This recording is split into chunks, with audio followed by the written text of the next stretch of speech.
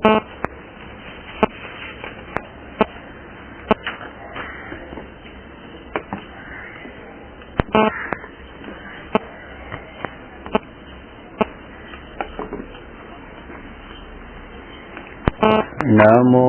અરહંતાણં નમો સિદ્ધાણં નમો આયર્યાણં નમો ઉવજ્જાયાણં નમો લોયે સવસાહૂણં.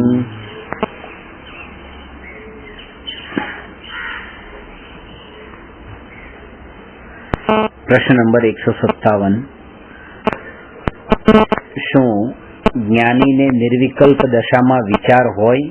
સ્પષ્ટ કરો.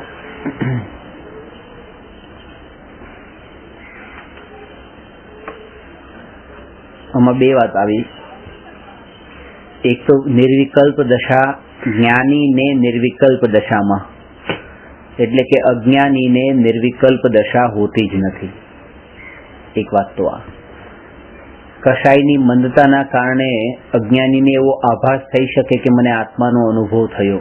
કશાય એટલો પાતળો પડેલો હોય કે જેના કારણે આકુળતા પણ એટલી મંદ થતી હોય, આકુળતા મંદ થવાથી દુઃખ પણ મંદ થતું હોય, અને દુઃખ મંદ થવાનું નામ જ તે થોડું સુખનો આભાસ થવો, અને એ સુખના આભાસના કાળે એને એમ લાગે, થોડું ધર્મની ક્રિયાઓ પણ બધી પહેલેથી કરેલી હોય, એ રૂપે પોતાની દિનચર્યા પણ ઢળાયેલી હોય, તો એના કારણે એમ લાગે કે મને આત્મજ્ઞાન થઈ ગયું.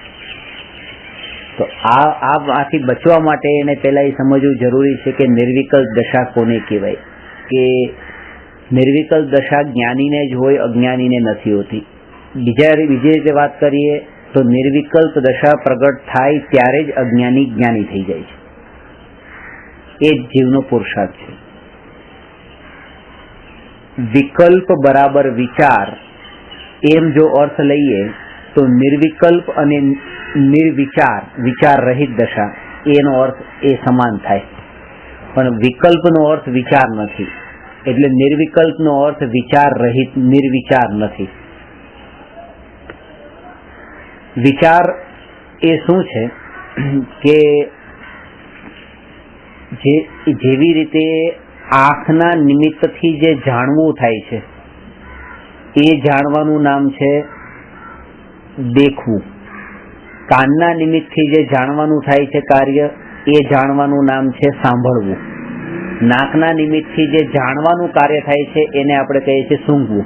જ્યારે ફૂલ સૂંઘો તો કેવું છે કે સુગંધ છે કે દુર્ગંધ છે, એ સૂંઘવામાં એ તો જ્ઞાન જ કર્યું છે, પણ નાકના નિમિત્તથી થયું એટલે આપણે એને જાણ્યું શબ્દ ક્યાંય નથી વાપરતા.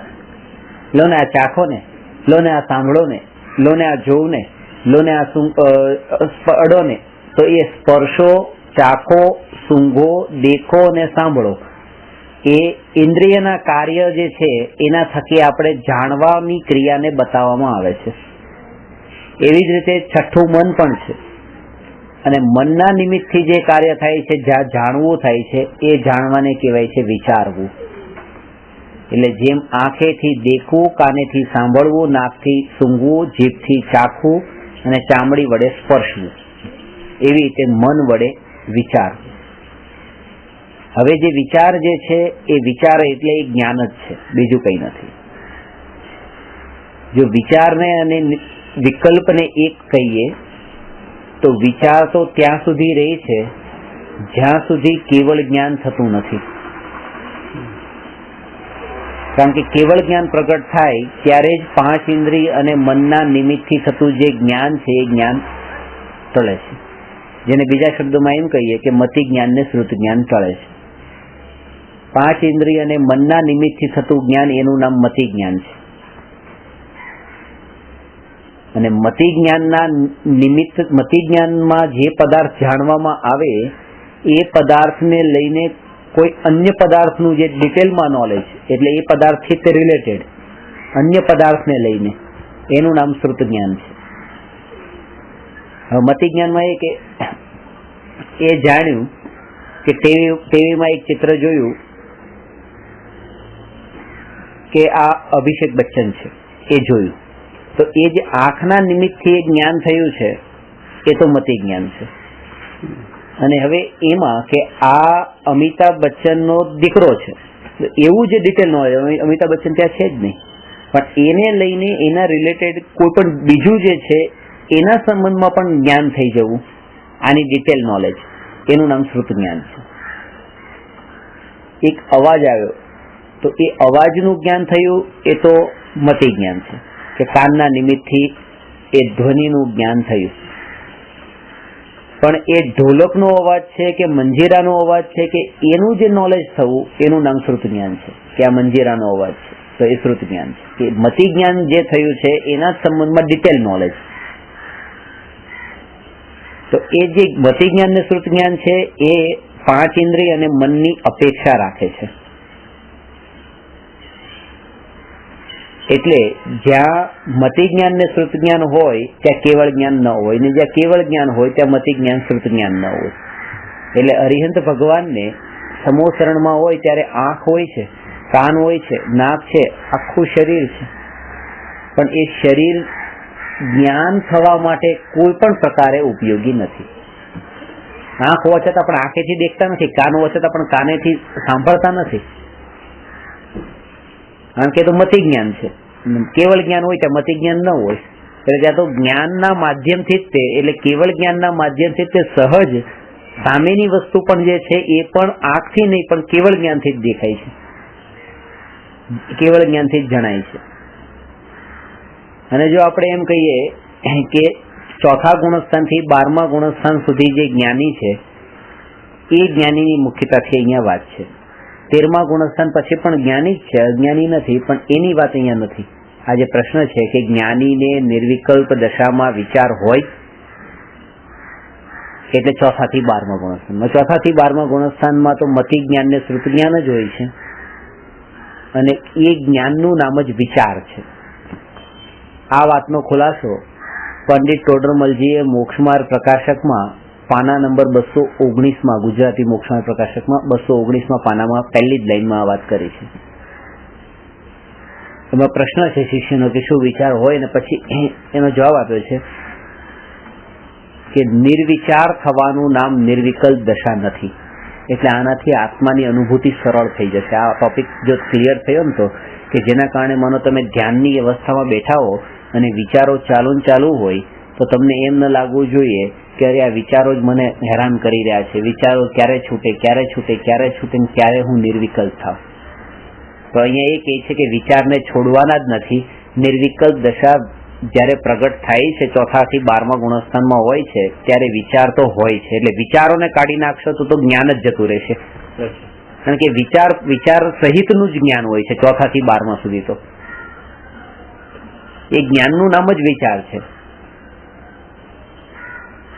Thought activity. હવે એના અંદર જે વિચાર જે છે એ જે જ્ઞાન છે એમાં હવે વિકલ્પ ને નિર્વિકલ્પના બે ભેદ કર્યા. તો અંતર શું હોય છે કે 4થા ગુણસ્થાનમાં નિર્વિકલ્પ દશા હોય ત્યારનો વિચાર અને વિકલ્પ વાળી દશા હોય ત્યારનો વિચાર. હવે વિચાર તો બંનેમાં છે, તો એ વિચારમાં શું અંતર છે કે જે સમયે નિર્વિકલ્પ દશામાં નથી એ સમયે ભેદરૂપ વિચાર છે, અને જ્યારે નિર્વિકલ્પ દશા છે એ સમયે અભેદ વિચાર છે. હવે ભેદરૂપ વિચાર ને અભેદ વિચાર એટલે શું? કે જે જ્ઞાનની પર્યાયમાં ભેદરૂપ જ્ઞેયો જણાય એનું નામ તો એ વિચારનું નામ તો વિકલ્પ છે, અને જે જ્ઞાનની પર્યાયમાં અભેદ તત્વ જણાય એ જ્ઞાનની પર્યાયનું નામ નિર્વિકલ્પ દશા છે. એ જ્ઞાનની પર્યાય વિચાર જ છે, નિર્વિચાર નથી, પણ એનો જે વિષય હતો ઓબ્જેક્ટ એ અભેદ આત્મા છે. એટલે અત્યારે આ સમયની જ્ઞાનની પર્યાયમાં હું ટેબલને જાણું છું, બીજા સમયની જ્ઞાનની પર્યાયમાં હું ખુરશીને જાણું છું, તો અલગ અલગ જ્ઞેયોને જાણું છું, તો આ ભેદ પડ્યા ને, તો એનું નામ જ તે વિકલ્પ છે. અને પહેલા સમયની જ્ઞાનની પર્યાયમાં પણ હું આત્મા જાણું, ને બીજા સમયની જ્ઞાન પર્યાયમાં પણ આત્મા જાણું, ત્રીજા સમયે પણ જ્ઞાન પર્યાયમાં આત્મા જાણું, ભેદ નથી પડતો જ્ઞેયોમાં. અને એવું જે આ જ્ઞાન, એવું જે આ વિચાર, એ વિચારનું નામ છે નિર્વિકલ્પ વિચાર. એટલે આ જ પેલા ભ્રમ ટાળવાનો છે. અને આ રીતે જો સાધના કરીએ ને તો ખબર પડે કે વિચારને તો ટાળવાનું નથી, સહજ થઈ જાય છે. ત્યાં પછી હવે એ દ્રષ્ટિ એ જ રહી છે કે હવે આ જે જ્ઞેયો જે છે એ જ્ઞેયો બદલાતા રહે છે. જેટલા જ્ઞેયો એક સમયમાં વધારે પલટાય છે એટલા વિકલ્પો વધારે છે. એટલે કે એક સમયમાં એક વિકલ્પ, હવે માનો કે એક સમય ઇઝ ઇક્વલ ટુ 1 સેકન્ડ લો તો 60 સેકન્ડ છે. તો 60 સેકન્ડમાં તમને પણ 60 વિકલ્પ થયા, તમને પણ 60 વિકલ્પ થયા, તમને પણ 60 વિકલ્પ થયા. હવે તમને જે 60 વિકલ્પ થયા છે એનો જે વિષય કે પહેલા સમયે તમને ટેબલનો વિકલ્પ થયો, બીજા સમયે ખુરશીનો વિકલ્પ થયો, ત્રીજા સમયે પુસ્તકનો વિકલ્પ થયો, ચોથા સમયે પાછો ટેબલનો વિકલ્પ થયો. એટલે માનો કે તમને એ 60 સેકન્ડના અંદર 40 વસ્તુઓના વિકલ્પ થયા. કોઈ એકની એક વસ્તુ બીજી વખત રિપીટ પણ થઈ, અને તમને માનો કે 60 માં 40 માં તમને 30 ના થયા અને તમને 20 ના વિકલ્પ થયા. તો ડ્યુરેશન વધારે સેમ છે ત્રણેયનું, અને એના જે વિષયો છે એ વિષયો એકના વધારે, એકના ઓછા, એકના ઓછા. તો જેના જેટલા વિષયો ઓછા છે એટલા એના વિકલ્પો ઓછા છે એમ કહેવાય. વિકલ્પો શાંત થયા છે એમ કહેવાય, કારણ કે હવે વધારે વિષયોમાં નથી રમતો. આ જીવને જેટલું માનો કે 60 ના અંદર જેટલું 40 માં ફરવું પડે છે, કોઈ એવો હોય કે જેને 60 સેકન્ડના અંદર 60 વિષયોમાં ફરવું પડે, તો એટલો વધારે ભમી રહ્યો છે અત્યારે અહીંયા, અત્યારે અહીંયા, અત્યારે અહીંયા, અત્યારે અહીંયા, એ રીતે. અને જે ઓછા વિષયોના અંદર આવી ગયો છે એટલે જ્ઞાનીઓને જેમ કે હવે બસ હવે હું દુનિયાની કોઈ પણ અપ્રયોજનભૂત વિષયોમાં હું નહીં જોડાઉં, એની ચર્ચામાં પણ નહીં કરું.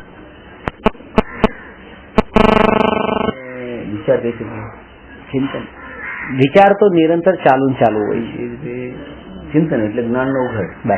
હવે એ જે ચિંતનને આપણે જે વિચાર કહીએ છીએ,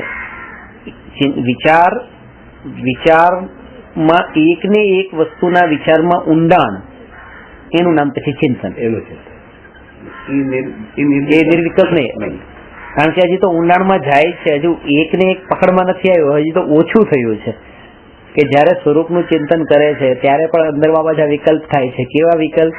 કે હું જ્ઞાન સ્વભાવી આત્મા, હું દર્શન સ્વભાવી આત્મા, હું સુખ સ્વભાવી આત્મા. તો એ ગુણોના કારણે આત્મામાં ભેદ પડે છે. એટલે વિકલ્પ તો રહ્યા જ છે પાછા, પણ જયારે એ ભેદ પણ ટળી જાય છે કે આ સ્વભાવ અને આ સ્વભાવ અને આ સ્વભાવ એવા ભેદ પણ મારામાં નથી, હું તો અભેદ છું.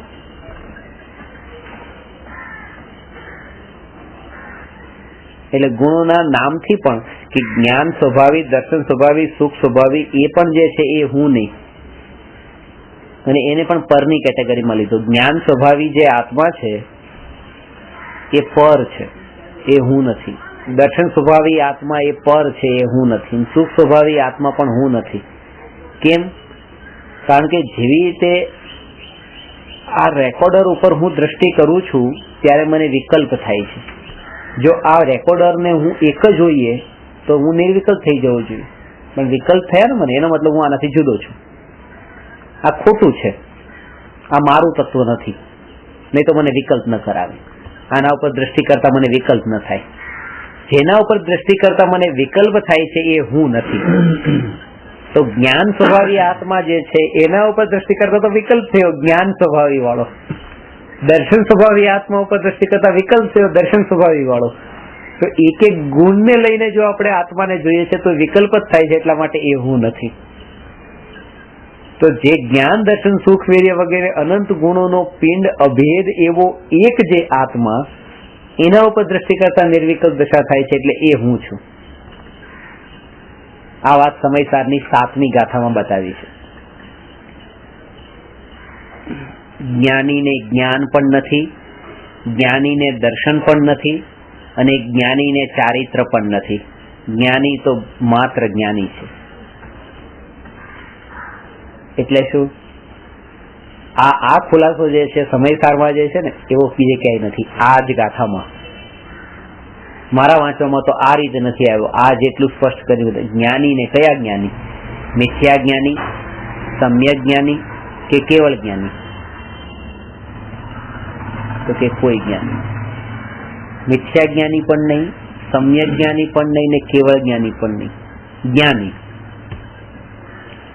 જ્ઞાની તો ત્રણ હોય છે કે એટલા આ જ્ઞાની એટલે કે મિથ્યા જ્ઞાની કહેતા પર્યાય વાળા, સમ્યક જ્ઞાની પર્યાય ને કેવળ જ્ઞાની પર્યાય. અહીંયા જ્ઞાનીનો અર્થ છે જ્ઞાન જેમાં હોય છે એવું આત્મદ્રવ્ય. બસ એટલે નિગૂઢ થી લઈને સિદ્ધ સુધીના બધા જીવ જેમાં જ્ઞાન છે, એટલે નિગૂઢ થી લઈને સિદ્ધ સુધીના બધા જીવ જ્ઞાની. હવે જ્ઞાનીમાં જ્ઞાન નથી, દર્શન નથી, ચારિત્ર નથી. એટલે કે નિગૂઢનો જીવ હોય તો એના આ એક બાજુ જ્ઞાન હોય ને એક બાજુ દર્શન હોય ને એક બાજુ ચારિત્ર હોય એમ નથી. છૂટા છૂટા નથી. જ્ઞાન નથી એટલે જ્ઞાન અલગ હોય, દર્શન અલગ હોય, ચારિત્ર અલગ હોય એમ નથી. જ્ઞાની તો જ્ઞાની છે એટલે કે આ બધું અભેદ એક સાથે છે. એટલે કીધું કે જ્ઞાનીને જ્ઞાન પણ નથી, દર્શન પણ નથી અને ચારિત્ર પણ નથી. જે પ્રદેશોથી એ રીતે વાત કરી કે અત્યારે આખું શરીર છે, મનુષ્ય શરીરમાં આ માથાનો ભાગ છે, આ ધડનો ભાગ છે અને આ પગનો ભાગ છે. તો જ્યારે એમ કહીએ કે આ વ્યક્તિને બહુ યાદ રહે છે, એનું નોલેજ બહુ પાવરફુલ છે, તો તરત જ આપણી દ્રષ્ટિ જાય અહીંયા, એનું બ્રેઇન અહીંયા બધું સ્ટોર અહીંયા થાય ને, એટલે ઉપરવાળો ભાગ જ્ઞાન બહુ છે એને. અને જ્યારે વાત કરીએ દર્શન એટલે શ્રદ્ધાની, એને બહુ શ્રદ્ધા છે, તરત જ અહીંયા છાતીના ભાગ પર આવે છે. અને એનું ચારિત્ર તો બહુ ઊંચું એટલે પગમાં આવે છે, પગેથી ચારિત્ર પાડે છે. 4 હાથ જમીન જોઈને ચાલે છે કે એવી રીતે વિહાર આદિ કરે છે. તો જ્ઞાન ઉપર, શ્રદ્ધા વચ્ચે અને ચારિત્ર નીચે, આ રીતે આત્મામાં અલગ અલગ ભાગ ઉપર અલગ અલગ ગુણો હોય એમ નથી. જ્યાં જ્ઞાન છે ત્યાં જ દર્શન છે, ત્યાં જ ચારિત્ર છે, અને બધે જ જ્ઞાન છે, બધે જ દર્શન છે, બધે જ ચારિત્ર છે. એ વાત પેલા આ સમજવાની. હવે બીજી વાત કે વિચાર તો છે પણ અભેદ વિચાર છે, ભેદરૂપ વિચાર નથી. વિચાર બેને ન હોય. એક, કેવળી ભગવાનને વિચાર ન હોય, અને 2, જડ પદાર્થને વિચાર ન હોય, જડ વસ્તુને. ત્યારે પૂતગલ ધર્મ અધર્મ આકાશ કાળ કોઈને વિચાર ન હોય, કેવળી ભગવાનને વિચાર ન હોય. અને જો તમે એમ કહો કે મને આત્માનો અનુભવ થયો અને એ વખતે વિચાર છૂટી ગયો હતો, તો એ વખતે કાં તો તમે કેવળી થઈ ગયા હતા અથવા તો તમે જડ થઈ ગયા હતા. હવે કેવળી તો દેખાતા નથી પણ જડ જેવા દેખાય છે, જડ બુદ્ધિ કે વિચાર તો છે.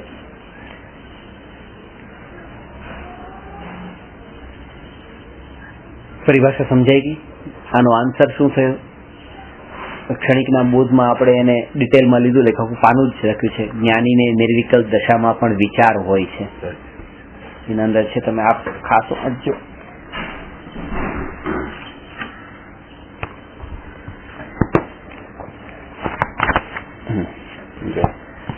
ટાઇટલ જ આપ્યું છે, નિર્વિકલ્પ આત્માનુભૂતિના કાળે પણ વિચાર હોય છે.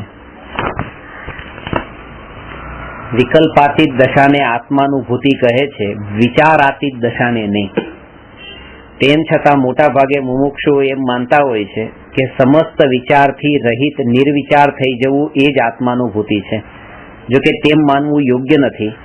નિર્વિચાર થવાને નિર્વિકલ્પ દશા માની લેવી એ અજ્ઞાનીનો ભ્રમ છે. કેવળી ભગવાન અને જડ પદાર્થોને વિચાર હોતો નથી. છદ્મસ્ત એટલે અલ્પજ્ઞ, કેવળ જ્ઞાન રહિત સમસ્ત જીવોને છદ્મસ્ત જીવ કહે છે. છદ્મસ્ત જીવને વિચાર સહિત જ જ્ઞાન થાય છે. ત્યાં એમ સમજવું કે છદ્મસ્ત જીવના ભેદરૂપ વિચારને વિકલ્પ કહે છે. સાર રૂપે એમ પણ કહી શકાય કે જ્ઞેયોના લીધે જ્ઞાનમાં ભેદ માલુમ થવો તે જ વિકલ્પ છે. છદ્મસ્ત જીવના અભેદ આત્મવિચારને નિર્વિકલ્પ કહે છે. આ નિર્વિકલ્પ દશા છે. અને ટોડરમલજીનું રેફરન્સ પણ આપ્યો છે, આજે 219 પાના ઉપર કીધું ને, એમાં નિર્વિચાર થવાનું નામ નિર્વિકલ્પ નથી. કેમ કે છદ્મસ્તનું જાણવું વિચાર સહિત હોય છે. તેનો અભાવ માનતા જ્ઞાનનો પણ અભાવ થાય ત્યારે એ તો જડપણું થયું, પણ એ તો આત્માને હોતું નથી, માટે વિચાર તો રહે છે. છદ્મસની કઈ પરિભાષા છે? અલ્પજ્ઞ. એટલે 12 ગુણસ્થાન ત્યાં હોય એક એને શું કહેવાય? અંદરમાં જુદું અને મોઢામાં બોલે જુદું. સ્વચ્છંદી.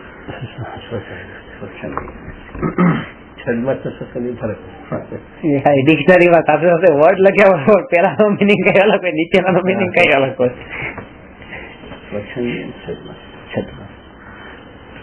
કૃપાળુદેવના આત્મસિદ્ધિમાં સ્વચ્છંદતા ઉપર બહુ જોર આપ્યું છે.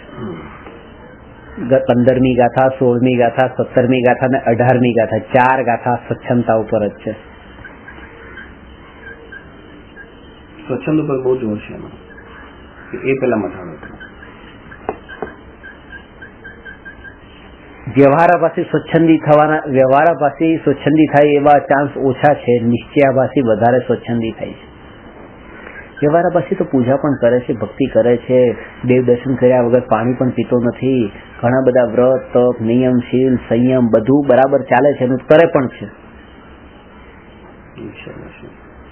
નિશ્ચયાભાસી જે છે ગડબડ ત્યાં છે કે નિશ્ચયાભાસી કઈ કરતો નથી અને બસ ગમે એમ ખાય, ગમે પીવે, ગમે એ રીતે વર્તે, હું તો કઈ કરતો નથી, આત્મા જુદો છે, શરીર જુદું છે. તો સ્વચ્છંદી એનું નામ છે. પેલા તો બોલે છે કે આ શરીર મારું છે અને કરે પણ છે વ્રત તપ. આ તો મારું નથી એમ માને છે, પાછો કરતોય નથી. ત્યારે ખરેખર બે ખોટા તો બે છે. પેલા એ મારું મારું કરે છે પાછો કરે છે ખોટું નથી, પણ મારું કે છે ખોટું છે, અને આ મારું નથી કે છે બરાબર છે, પણ પાછો કરતો નથી એ ખોટું છે.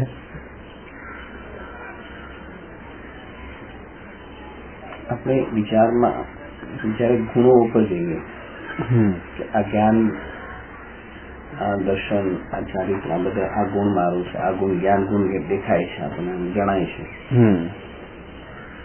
એ એના કરતા તો અભેદ વાળી જે દશા છે કે અભેદ હું એક જ અભેદ પિંડ છું, તો આ સ્ટેજ પેલા કે આ સ્ટેજ પેલા જ્ઞાન વાળું સ્ટેજ.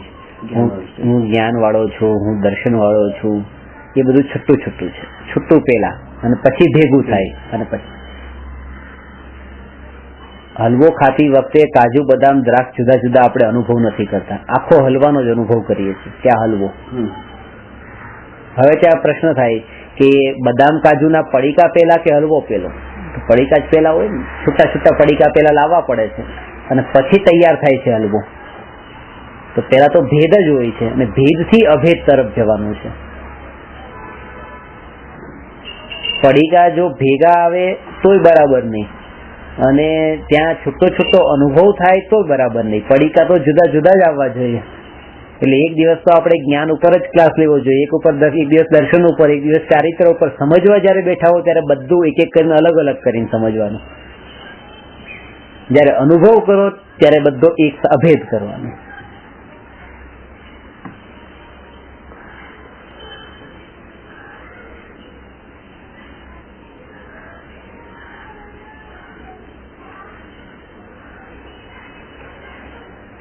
છે કઈ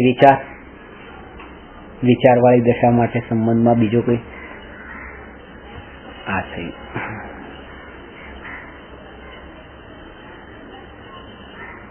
પ્રશ્ન નંબર 158. કઈ પણ પછી હોય તો આના સંબંધમાં પૂછજો. અભ્યાસ કરતા કરતા જે વિકલ્પો આવે, અભ્યાસ એટલે અંદરનો અભ્યાસ બેસીને, ત્યારે વિચારો તો આવશે જ, પણ એક વાત આ ખાસ ધ્યાન રાખજો કે કષાયોની મંદતામાં સમ્યક દર્શન ન માની લેવાય.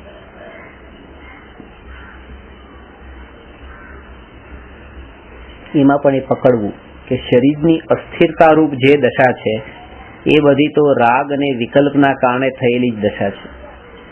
અત્યારે જે આ અંદરમાં જે આનંદ આવે છે, તમે બેઠા તમને અંદરમાં આનંદ આવે તો તમારા ચહેરાના અંદર જે ચહેરાનો જે હાવભાવ છે એ પણ બદલાવા લાગે.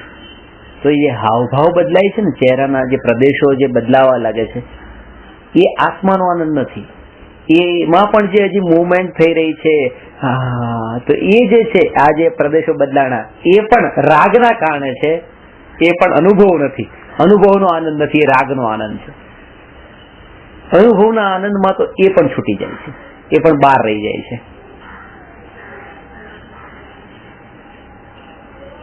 ત્યાં તો માત્ર શાંત ગંભીરતા જ છે, હાસ્ય નથી. હાસ્ય કશાય છે ને શાંતપણું આત્માનો સ્વભાવ છે. ભગવાનની મૂર્તિ પણ હસમુખી નથી હોતી, શાંત હોય છે. હસમુખી તો આપણી નબળાઈથી લાગે છે આપણને કે ભગવાન પાપી કેવી રીતે હોઈ શકે? હાસ્ય, રતિ, અરતિ, શોક, ભય, જુગુપ્સા, સ્ત્રીવેદ, પુરુષવેદ, નપુંસક વેદ, આ તો નો કશાય કીધા છે. 24 પરિગ્રહમાં નો કશાય છે. મિથ્યાત્વ, વિરતિ, મિથ્યાત્વ, ક્રોધમાન, માયાલોભ, 4 કશાય, 9 કશાય અને ધન, ધાન્ય, દાસ, દાસી વગેરે 10 બાહ્ય પરિગ્રહ. તો હાસ્યને પણ પરિગ્રહમાં લીધું છે. અને પરિગ્રહ એટલે શું? 5મું પાપ, હિંસા, જૂઠ, ચોરી, કુશલનું પરિગ્રહ. એટલે હાસ્ય એ શું થઈ ગયું? પરિગ્રહ છે. તો પરિગ્રહ પણ એ હાસ્ય પાપ થયું કે નહીં? એટલે ભગવાન જો આપણને જ્યાં સુધી આપણને હસમુખા લાગતા હોય ત્યાં સુધી સમજવું કે હજી પાપી જ લાગે છે. ભગવાન નથી લાગતા. કેવી હસમુખી મૂર્તિ છે, બધા કહેતા હોય છે. પહેલી દ્રષ્ટિ જેને આ વસ્તુની પડખા ખબર હોય ને કે હાસ્ય આ દશામાં આવે છે, તો એને વિકલ્પ જ ના આવે કે એને એ જોવે જ નહીં કે હાસમુખી. એની દ્રષ્ટિઓ પછી એને શાંત જ દેખાય. આપણને ભગવાન જેવા છે એવા નથી દેખાતા, આપણે અંદર જેવા છીએ એવા ભગવાન આપણને દેખાય છે. આપણે એવું જ વિચાર કરીએ ભગવાન આપણી દશા અનુસાર દેખાય છે દરેક વસ્તુ. મોનાલિસાનું જે ચિત્ર છે એની ઉપર એક સંકેત હશે કે આ હસમુખી છે, વિચારવાળી છે કે ગંભીર છે, પણ તે કારણ ન નીકળ્યું કે આ નથી તો હસમુખી, નથી ગંભીર છે, પણ એ સૌમ્ય છે. એની અંદર બધું સામેલ છે.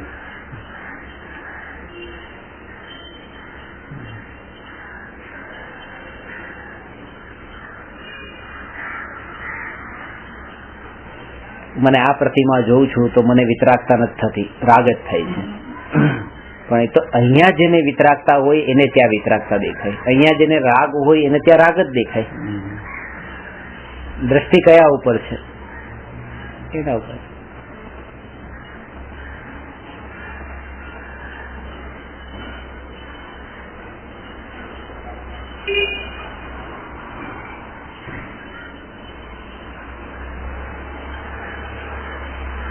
પ્રશ્ન નંબર 158 છે. વિતરાગી અને અરાગી વચ્ચે ઉદાહરણ સહિત અંતર જણાવો. આ તો ખબર હશે. વિતરાગી અને અરાગી શું? રાગ દ્વેષ રહિત વિતરાગી અને રાગ દ્વેષ સહિત સરાગી નથી, અરાગી છે. એટલે તો આ પ્રશ્ન છે. નહીં તો મને પણ ખબર હતી કે આટલી વાત તો રહી ભાઈ ખબર છે, એટલે પ્રશ્ન નથી બનાવ્યો.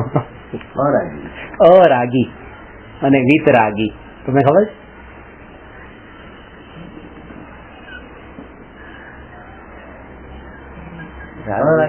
એને વિતરાગી કહેવાય.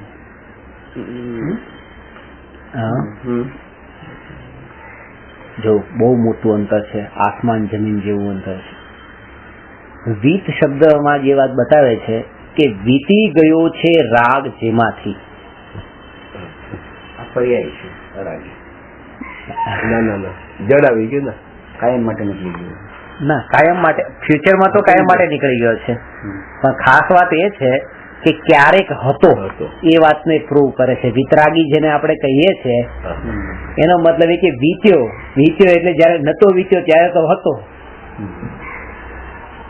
મહાવીર ભગવાનને આપણે કહીએ વિતરાગી છે, રાગ નથી.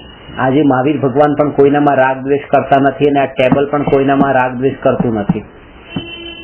પણ ટેબલ તો ભૂતકાળમાં પણ કોઈને કરતું નતું, વર્તમાનમાં પણ કરતું નથી, ભવિષ્યમાં પણ નહીં કરે.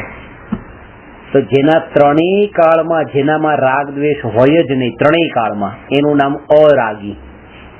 અને જેના ભૂતકાળમાં તો રાગ દ્વેષ હોય અને વર્તમાનમાં ન હોય એનું નામ વિતરાગી.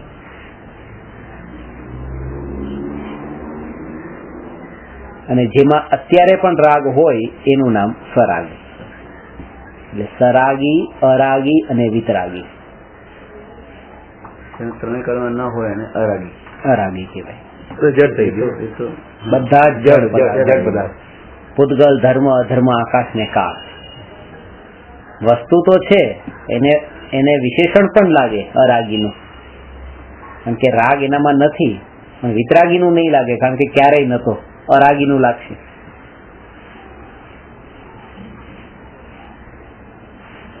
આવા ભેદ કેમ કર્યા? એટલા માટે આવા ભેદ કર્યા કે જેનામાં રાગ નથી એને વંદન કરો એમ કીધું. એનો મતલબ એમ નહીં કે અરાગીને વંદન કરો, વિતરાગીને જ વંદન કરો.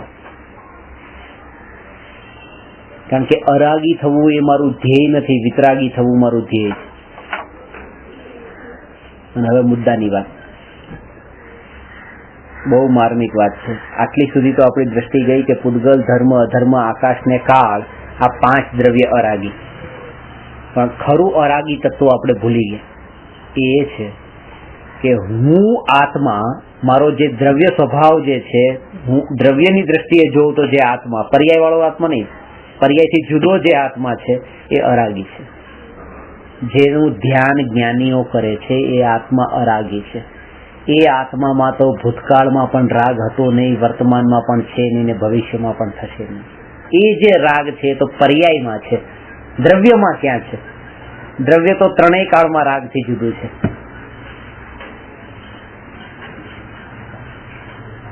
એટલે છ દ્રવ્ય અરાગી છે. એ તો પર્યાયની પણ વાત અરાગી, એ તો વાત નહીં. આ તો આત્મદ્રવ્યની જ વાત છે. 5 અરાગી તો એ તો દ્રવ્ય અને પર્યાય બધું જ અરાગી. અરાગી. આ તો અહીંયા દ્રવ્યની વાત છે, આત્મદ્રવ્યની, જીવ દ્રવ્યની, કે જે મારો શુદ્ધ સ્વભાવ છે, જેનું ધ્યાન કરવાનું જ્ઞાનીઓએ શાસ્ત્રોમાં કીધું કે આત્મા જ્ઞાયક અરાગી છે.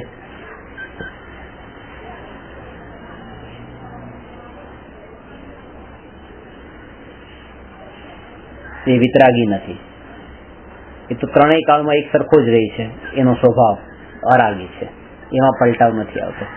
પર્યાય રાગીમાંથી વિતરાગી થાય છે, સ્વભાવ તો અરાગી જ રહી છે, નિશ્ચયથી અરાગી છે. અરાગી છે. વ્યવહારથી રાગી છે, વ્યવહારથી જ વિતરાગી છે. રાગી ને વિતરાગીના ફેર વ્યવહારથી છે, નિશ્ચયથી તો અરાગી છે. સર્વ જીવ છે, સિદ્ધ સમજે કીધું એ અરાગી છે, એ અપેક્ષા.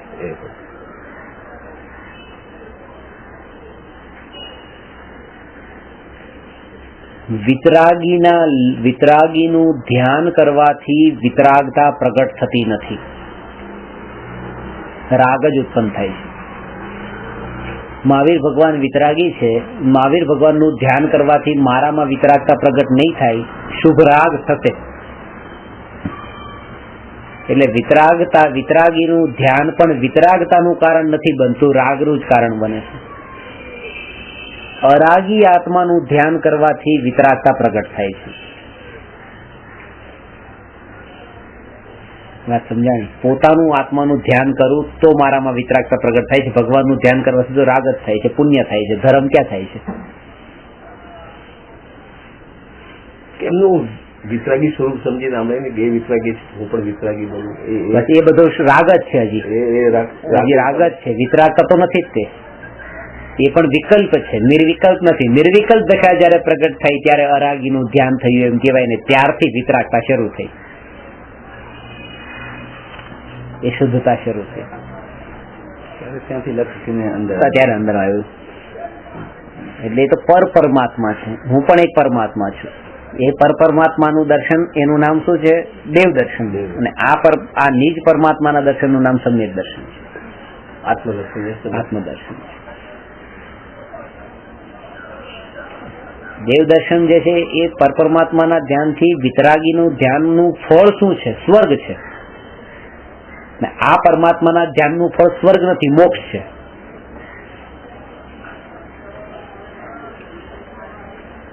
એમને ઓળખવા માટે તો પાછું સ્વને તો ઓળખવું જ પડે. ત્યારે જ ખરી તે ઓળખી શકશે કે પરમાત્માનું સ્વરૂપ કેવું છે. એટલા માટે સમ્યક દ્રષ્ટિઓને જ સાચા દેવ શાસ્ત્ર ગુરુની શ્રદ્ધા હોય છે, મિથ્યા દ્રષ્ટિઓને નહીં. અભ્યાસ ભલે કરતા હોય કેવળ જ્ઞાનીઓનો પણ, સિદ્ધ ભાવનો પણ, 14 ગુણ સ્થાનનો, પણ શ્રદ્ધા જે છે એ સમ્યક દ્રષ્ટિને જ હોય છે.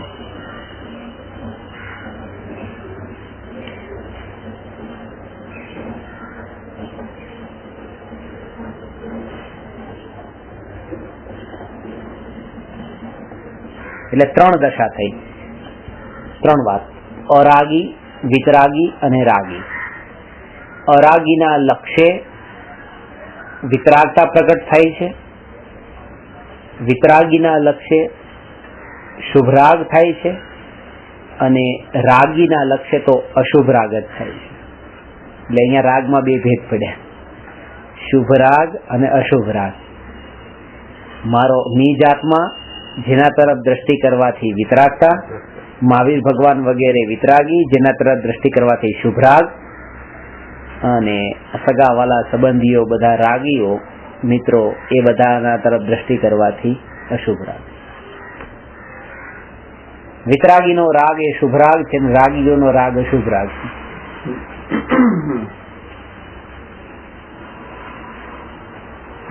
રાગ તો 2 છે, એક શુભ ને એક અશુભ છે. અરાગીનું જે ધ્યાન કર્યું એ ધ્યાનનું નામ છે શુદ્ધ ભાવ. વિતરાગીનું જે ધ્યાન કર્યું એ ધ્યાનનું નામ છે શુભ ભાવ, અને રાગીઓના ધ્યાનમાં લીન રહેવું એનું નામ છે અશુભ ભાવ.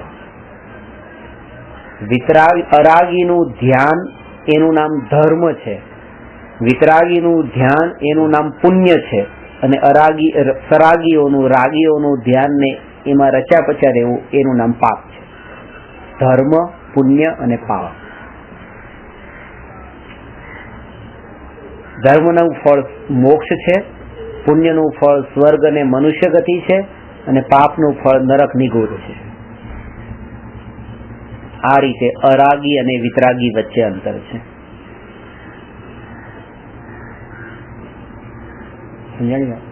આગળ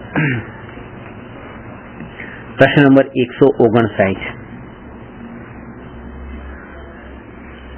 શું ભાવલિંગી સાધુ પૂર્ણ નિર્વિકલ્પ હોઈ શકે? સ્પષ્ટ કરો.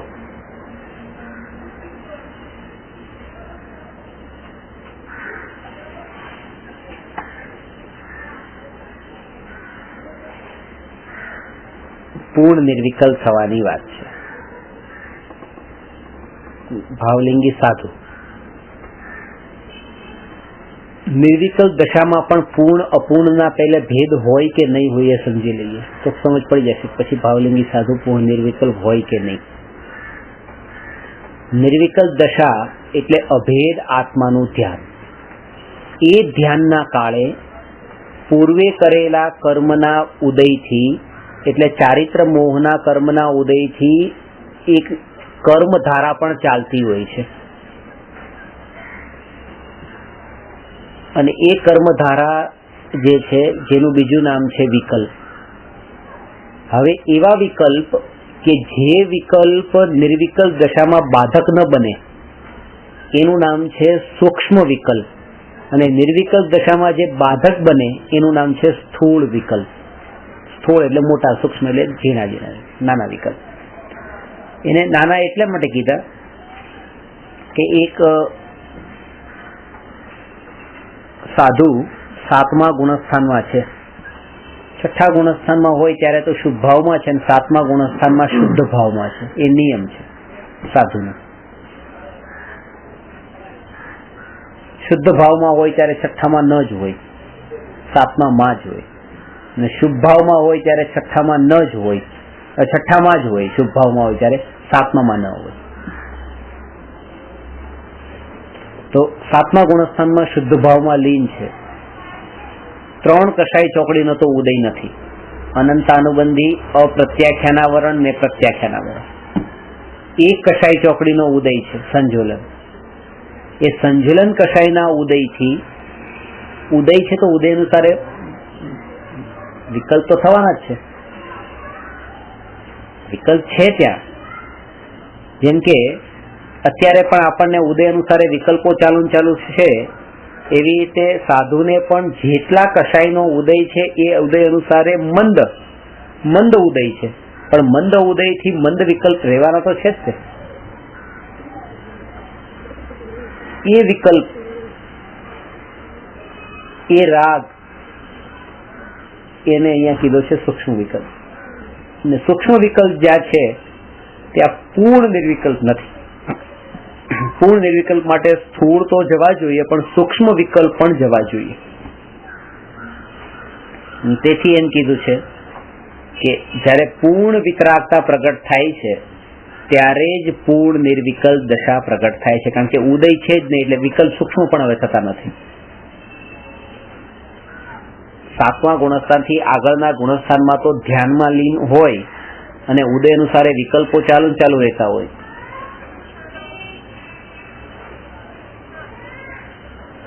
પણ એ સૂક્ષ્મ વિકલ્પ છે. અને 13મા ગુણસ્થાનમાં મનો કેવળી ભગવાનને તો સ્વરૂપમાં લીન છે, ઉદય છે નહીં, એટલે સૂક્ષ્મ વિકલ્પ પણ નથી, કારણ કે વિકલ્પનું કારણ કોણ છે? જેવા ઉદય હોય છે એવા વિકલ્પ થાય છે. અને એ પણ ચારિત્ર મોહનો ઉદય, ચારિત્ર મોહના ઉદયથી વિકલ્પ થાય છે, દર્શન મોહનો ઉદય નહીં. કે દર્શન મોહનો ઉદય તો 4થા ગુણસ્થાનથી જ નથી. પછી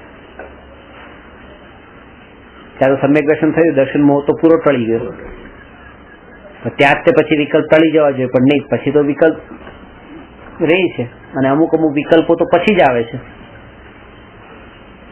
જે તીર્થંકર પ્રકૃતિ જે વિકલ્પોથી બંધાય છે એ વિકલ્પ તો 4થા ગુણસ્થાન પછી જ ઉત્પન્ન થાય છે. એટલે એવું ક્યાં છે કે દર્શન મોહની ટળી જવાનું નામ વિકલ્પ ટળી જવા, ચારિત્ર મોહનો અભાવ થઈ જવો એટલે પૂરા વિકલ્પ ટળી જવા.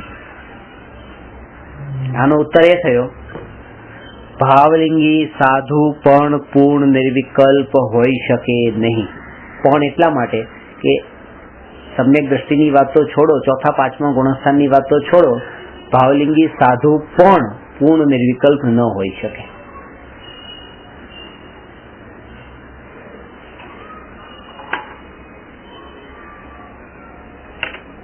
ચારિત્ર મોહના ઉદય અનુસાર એ વિકલ્પ ત્યાં રહે છે.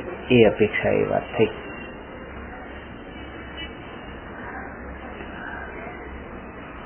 છે કઈ પ્રશ્ન આટલા સુધી? ક્લિયર બધું?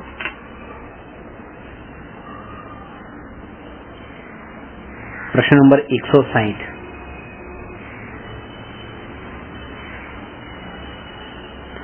ભાવ મન કે દ્રવ્ય મન કર્મ બંધનું કારણ નથી, કેમ?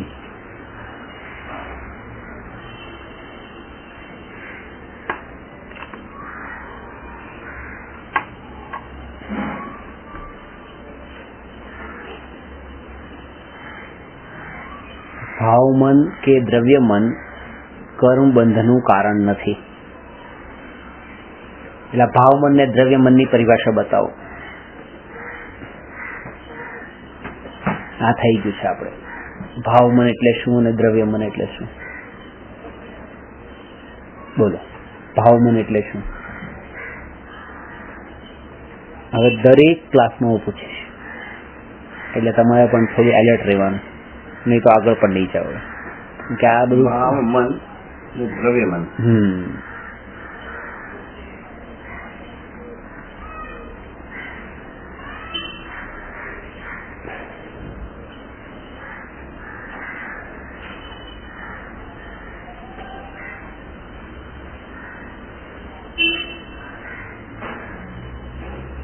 બોલો. દ્રવ્ય મન, ભાવ મન એટલે વ્યવહાર, ભાવ છે ને, અને દ્રવ્ય મન એટલે નિશ્ચય.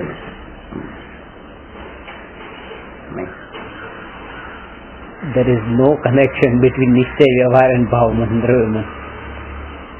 કોઈ લિંક જ નથી.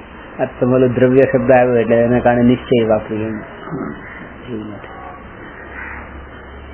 ઇન્દ્રિયોના માધ્યમથી, હા, ઇન્દ્રિયોના માધ્યમથી જે થોડુંક બરાબર છે. એક તો ઇન્દ્રિયોના માધ્યમથી થાય છે ને એક આત્માના ઇન્દ્રિયોના માધ્યમથી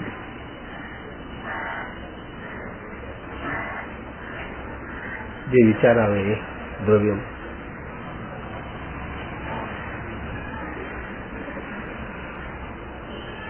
વિચાર બરાબર છે. જે વિચાર ઇન્દ્રિયોના માધ્યમથી તો વિચાર આવતો નથી, વિચાર તો મનના માધ્યમથી આવે છે. ઇન્દ્રિયના મનથી જે જ્ઞાન થાય છે, ઇન્દ્રિયના નિમિત્તથી જે જ્ઞાન થાય, ઇન્દ્રિયના નિમિત્તથી 5 ઇન્દ્રિયના નિમિત્તથી જે જ્ઞાન થાય એ જ્ઞાનનું નામ છે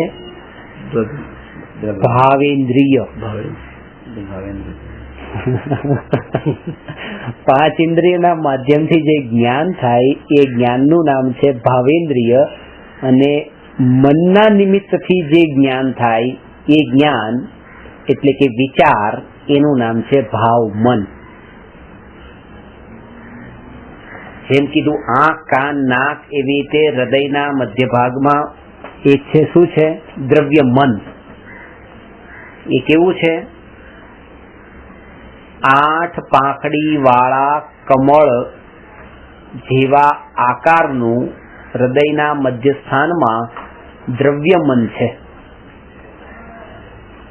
એટલે હાર્ટ ને મન એક નથી, હાર્ટમાં મન છે. બહુ સૂક્ષ્મ છે એ દ્રવ્ય મન. એટલે એ ડોક્ટર ઓપરેશન કરે ત્યારે દેખાય નહીં એવું. એ દ્રવ્ય મન જે છે એ વિચારો જે થાય એના વિચારો માટે નિમિત્ત. જેમ કે મને વસ્તુનો રંગ જોવામાં નિમિત્ત બને છે આ આંખ. આ એક જે દ્રવ્ય વાળો પાર્ટ છે ને, આ દ્રવ્ય ઇન્દ્રિય કહેવાય છે. આ દ્રવ્ય ઇન્દ્રિય કહેવાય, દ્રવ્ય ઇન્દ્રિય કહેવાય. 5 ઇન્દ્રિયને દ્રવ્ય ઇન્દ્રિય કહેવાય છે. શરીરના જે પાર્ટ રૂપ, શરીરના જે ઓર્ગન છે એને દ્રવ્ય ઇન્દ્રિય કીધી છે. એવી રીતે આ મન જે દ્રવ્ય મન, દ્રવ્ય શબ્દનો મતલબ ફિઝિકલ ઓર્ગન છે. આ યાદ રાખજો હવે કે આંખ, કાન, નાક એમ જેમ ફિઝિકલ છે એવી રીતે દ્રવ્ય મન એક ફિઝિકલ છે, એક છઠ્ઠું. 5 ઇન્દ્રિય ને છઠ્ઠું મન. હવે કે જેમ આંખથી મને જ્ઞાન થયું કે આ લાલ રંગ છે, આંખથી મને જ્ઞાન થયું કે આ લીલો રંગ છે, કાનથી એવો અવાજ સાંભળ્યો કે તમે આ શબ્દ બોલ્યા, આત્મા બોલ્યા, અનાત્મા બોલ્યા એ મને કાનમાં સંભળાયું, નાકના માધ્યમથી મને સુગંધ દુર્ગંધ ખબર પડી, એ બધું જ્ઞાન એ તો ઇન્દ્રિયથી થયું. એવી રીતે જે દ્રવ્યમન જે એક ઓર્ગન છે એના નિમિત્તથી જે જ્ઞાન થાય છે એ જ્ઞાનનું નામ વિચાર છે. અત્યારે મેં તમને જોયા, તમારું લુક જોયું, પણ હવે તમને જોતો નથી. આંખ બંધ છે, કાન બંધ છે, નાક બંધ છે, મોઢું બંધ છે. મારો ઉપયોગ 5 ઇન્દ્રિયના માધ્યમથી ક્યાંય બહાર જતો નથી, પણ મનના નિમિત્તથી જાય છે. હવે જે જોયું તું એનો વિચાર કરું છું. એ જે વિચાર કરવામાં જે નિમિત્ત બને છે એનું નામ આ દ્રવ્ય મન છે. આંખ તો ખાલી જોવામાં જ નિમિત્ત બને છે, કાન તો ખાલી સાંભળવામાં જ નિમિત્ત બને છે, વિચારવા માટે નિમિત્ત નથી બનતી. વિચારવા માટે એક છઠ્ઠી વસ્તુ છે જેનું નામ દ્રવ્ય મન છે, એ નિમિત્ત બને છે. એ વિચાર નથી કરતું. ખાસ તો પાછું એ આંખ એ જોવાનું કામ નથી કરતી, જોવાનું કામ તો આત્માનું જ્ઞાન જ કરે છે. એ વિચાર નથી કરતો. ના, એ મન વિચાર નથી કરતું. જેમ આંખ છે એ તમને જોતી નથી, એ તો જ્ઞાન જ તમને જોઈ રહ્યું છે. આંખ તો ખાલી નિમિત્ત છે. તમે જે બોલી રહ્યા છો એને કાન સાંભળતા નથી, સાંભળનારું તો જ્ઞાન જ છે, પણ આ કાનમાં નિમિત્ત છે. એવી રીતે વિચાર કરવાનું કામ તો આત્માનું જ છે. એ જેના નિમિત્તે વિચાર કરે છે એ આ દ્રવ્ય મન છે, એ ખાલી નિમિત્ત છે. બધું જ્ઞાન થાય છે બસ 6 નિમિત્તોથી જે જ્ઞાન થઈ રહ્યું છે એ આત્માને જ થઈ રહ્યું છે. આ 6 તો માત્ર નિમિત્ત છે, 5 ઇન્દ્રિય અને છઠ્ઠું મન. અને 6 ફિઝિકલ છે, પૂદગલ છે. પૂદગલ જ છે, ફિઝિકલ. એટલા માટે એ આત્માથી જુદા છે, દ્રવ્ય છે. દ્રવ્ય વાળો શબ્દ દ્રવ્ય ત્યાં રાખે.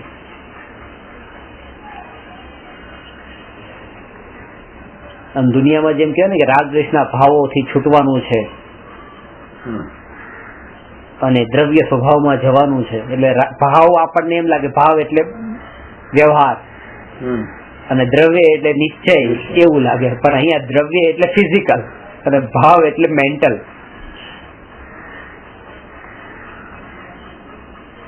જે આ દ્રવ્ય વાળા છે ને, દ્રવ્ય ઇન્દ્રિય ને દ્રવ્ય મન, એક આ 5 ઇન્દ્રિય ફિઝિકલ ને 6થું દ્રવ્ય મન, અને એક છે ભાવ ઇન્દ્રિય અને ભાવ મન. તો જયારે 5 ઇન્દ્રિયના માધ્યમથી જે જ્ઞાન થયું એ જ્ઞાનનું નામ છે ભાવ ઇન્દ્રિય, અને દ્રવ્ય મનના નિમિત્તથી જે જ્ઞાન થાય એ વિચાર, એ જ્ઞાનનું નામ વિચાર, એનું નામ છે ભાવ મન. ફરીથી 5 ઇન્દ્રિય જે દ્રવ્યેન્દ્રિય છે એના નિમિત્તથી જે વસ્તુને જાણીએ છીએ એ જાણવાનું નામ છે ભાવેન્દ્રિય. દ્રવ્યેન્દ્રિયથી થતું જ્ઞાન ભાવેન્દ્રિય, અને દ્રવ્ય મનના નિમિત્તથી થતું જ્ઞાન એ ભાવ મન. એટલે અહીંયા 2 કેટેગરી કરી દીધી છે છઠ્ઠામાં. ત્યાં પહેલામાં પણ 5માં પણ 2 કેટેગરી છે, દ્રવ્યેન્દ્રિય અને ભાવેન્દ્રિય. એટલે મન વડે જે જ્ઞાન થાય છે એ બધા ભાવમાં આવશે, ઇન્દ્રિય વડે જ્ઞાન થાય છે બધું દ્રવ્યમાં. જ્ઞાન નહીં, ઇન્દ્રિય વડે જ્ઞાન થશે ઇન્દ્રિયમાં જશે, મન વડે થાય છે મનમાં જ જશે, પણ જે જ્ઞાન થાય છે ઇન્દ્રિય કે મન વડે એ ભાવમાં જશે. અને જે ફિઝિકલ જે 5 + 1 6 છે એ દ્રવ્યમાં આવશે. 5 ઇન્દ્રિય ને મન જે જ્ઞાન થાય, હા બસ એ ભાવ મન, એ 5 એ ભાવ મન જ, ભાવ મન જ ભાવેન્દ્રિય 2 થયું. તમે એક જ વર્ડ યુઝ કરો કે 5 ઇન્દ્રિયના નિમિત્તથી જે જ્ઞાન થાય એ જ્ઞાનનું નામ ભાવેન્દ્રિય. અલગ અલગ ડેફિનેશન બોલો. ભાવેન્દ્રિય. અને દ્રવ્ય મનના નિમિત્તથી જે જ્ઞાન થાય એનું નામ ભાવ મન. કે દ્રવ્ય મન છે ને, મન થયું એટલા માટે અહીંયા ભાવ મન, અને ત્યાં દ્રવ્ય ઇન્દ્રિય થઈ તો અહીંયા ભાવ ઇન્દ્રિય. ભાવ ઇન્દ્રિય એટલે 5 ઇન્દ્રિયથી થતું જે જ્ઞાન એ ભાવ ઇન્દ્રિય. એટલે ઠંડાનું જ્ઞાન, મીઠાશનું જ્ઞાન, સુગંધનું જ્ઞાન, લાલ રંગનું જ્ઞાન, એના માટે જે જ્ઞાન થાય છે એ બધું ભાવેન્દ્રિય. એ ભાવેન્દ્રિય. અને દ્રવ્ય મનના નિમિત્તથી જે જ્ઞાન થાય છે એ ભાવ મન. એ ભાવ મન. ડાયરીમાં તમે લખો તો વધારે એક જ ઓલામાં તમારા દિમાગમાં બેસી જશે.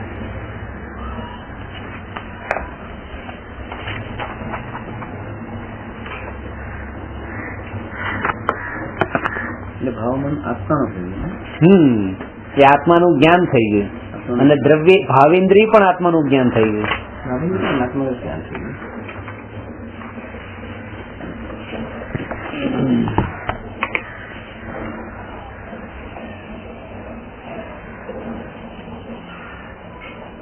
પાંચ ઇન્દ્રિય અને આ મન છે. તો 5 ઇન્દ્રિય જે છે ને આ દ્રવ્ય, અને આ પણ દ્રવ્ય.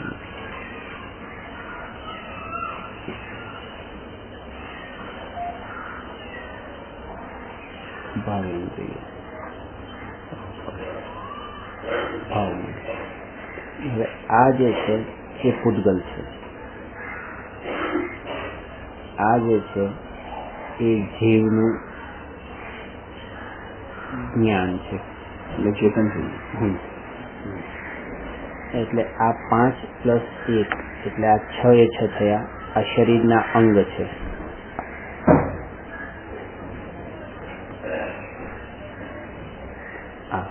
અને હવે આ 5 માંથી કોઈ પણ એક ઇન્દ્રિય થી જે જ્ઞાન થાય એ જ્ઞાનનું નામ ભાવેન્દ્રિય છે. એ પછી કોઈ પણ હોય, ઠંડાનું જ્ઞાન હોય, મીઠાનું જ્ઞાન હોય, સુગંધનું જ્ઞાન હોય વગેરે. અને જે વિચાર છે, વિચારરૂપ જ્ઞાન, કે જે કોના નિમિત્તથી થાય છે, આ વિચાર માટે જરૂર તો પડે છે નિમિત્તની, એ દ્રવ્ય મન, અને એ વિચારનું નામ ભાવ મન છે. દ્રવ્ય મનની જરૂર પડે છે, જરૂર તો પડે છે. કોઈનો વિચાર કરતો ત્યારે મને આંખની જરૂર નથી, કાનની જરૂર નથી, પણ આની તો જરૂર છે જ તે પાછી દ્રવ્ય મનની. એ આત્મા નહીં, એ આત્મા નહીં, એ પાછું શરીર, એ શરીરનું અંગ. એમ આંખ, આને તો બેને દિવાલ પાછી. આ રીતે ઇન શોર્ટ આ જે છે એ બધું આ હાર્ડવેર છે અને આનું નામ આ સોફ્ટવેર છે. આ બધું બહારનું છે, બધું ફિઝિકલ છે, આ બધું અંદરનું છે. અને જે પૂતગલ થઈ ગયા છે ચેતન છે. પણ આ બધી વસ્તુઓ હા, બંને પછી એક જ છે ને, આથી તો જ્ઞાનનો ભાગ જ છે. જ્ઞાન જ છે. ખાલી એ કોના નિમિત્ત થયું એના કારણે આના બે ભેદ પડે છે, ભાવેન્દ્રિય ને ભાવમન. હા, પણ આ અને કોઈ કોઈ જગ્યાએ આ બંનેને જ એક તરીકે પણ પ્રયોગ થયો છે, ભાવેન્દ્રિય. કારણ કે આને પણ ક્યારેક છઠ્ઠી ઇન્દ્રિય કહેતા હોય એટલા માટે એને આ બંનેને એક સાથે એવી રીતે ભાવેન્દ્રિય. એટલે ખાલી આ સમજાવવા માટે ભાવ ઇન્દ્રિય કીધું છે, બાકી તો આત્માનું જ્ઞાન જ છે. આત્માનું જ્ઞાન જ. આત્માનું જ્ઞાન એટલે શોર્ટમાં કહી શકે કે જ્ઞાનથી આ બે ભેદ થાય છે. ઇન્દ્રિય બી જુએ છે તો જ્ઞાનથી, મન પણ જુએ છે તો જ્ઞાનથી. મન પણ બસ આ પાંચ ઇન્દ્રિય પણ જે કામ કરે છે તો જ્ઞાનથી, અને આ મન પણ કામ કરે છે તો જ્ઞાનથી. સમજાવવા માટે કે ભાવ મન ને ભાવ મન એવા બે કોઈ ફિઝિકલી એવી કોઈ અલગ અલગ. આ ફિઝિકલ એટલો ભેદ છે કે આ પાંચ ઇન્દ્રિય જે છે એ અલગ છે, છઠ્ઠું મન અલગ છે, એ ફિઝિકલ છે. બસ એટલો ભેદ છે. આત્માની અંદર તો આત્માની અંદર જ્ઞાનમાં તો કોઈ ભેદ નથી. કોઈ ભેદ નથી. બંને એક જ જગ્યાએ જાય છે, પણ એક માયા કોણ છે? નિમિત્ત. બસ મીડિયમ કોણ હોય? મીડિયમ. એટલે આપણે એક વાક્ય મારો ઉત્તર શું થશે? હા, શેનો? હવે આનો કે ભાવ મન કે દ્રવ્ય મન કર્મ મનનું કારણ નથી. એટલે વાત અહીંયા જે છે એ આ બે ની છે. આ એક દ્રવ્ય મન, આ ભાવ મન. હવે ભાવ મન થી કર્મ બંધાતા નથી અને દ્રવ્ય મન થી પણ કર્મ બંધાતા નથી. બે કર્મ બંધના કારણ નથી. કેમ? તો પહેલું કે ભાવ મન કર્મ બંધનું કારણ નથી. ભાવ મન એ વિચાર છે, જ્ઞાન છે. જ્ઞાન કર્મ બંધનનું કારણ હોઈ શકે નહીં. જો જ્ઞાન કર્મ બંધનનું કારણ હોય તો સ્વભાવ જ કર્મ બંધનનું કારણ બન્યો. સ્વભાવ જો કર્મ બંધનનું કારણ બને તો આત્મા મુક્ત કોના આશ્રય થાય? વિભાવ તો સંસારમાં ભટકાવતું હતું, આ તો સ્વભાવ પણ ભટકાવવા માંડ્યો. એટલા માટે ભાવ મન તો કર્મ બંધનનું કારણ નથી. જાણ્યું, આ જાણ્યું, આ લાલ છે, આ પીળું છે, આ સફેદ છે, આ કાળું છે, એવું જાણ્યું.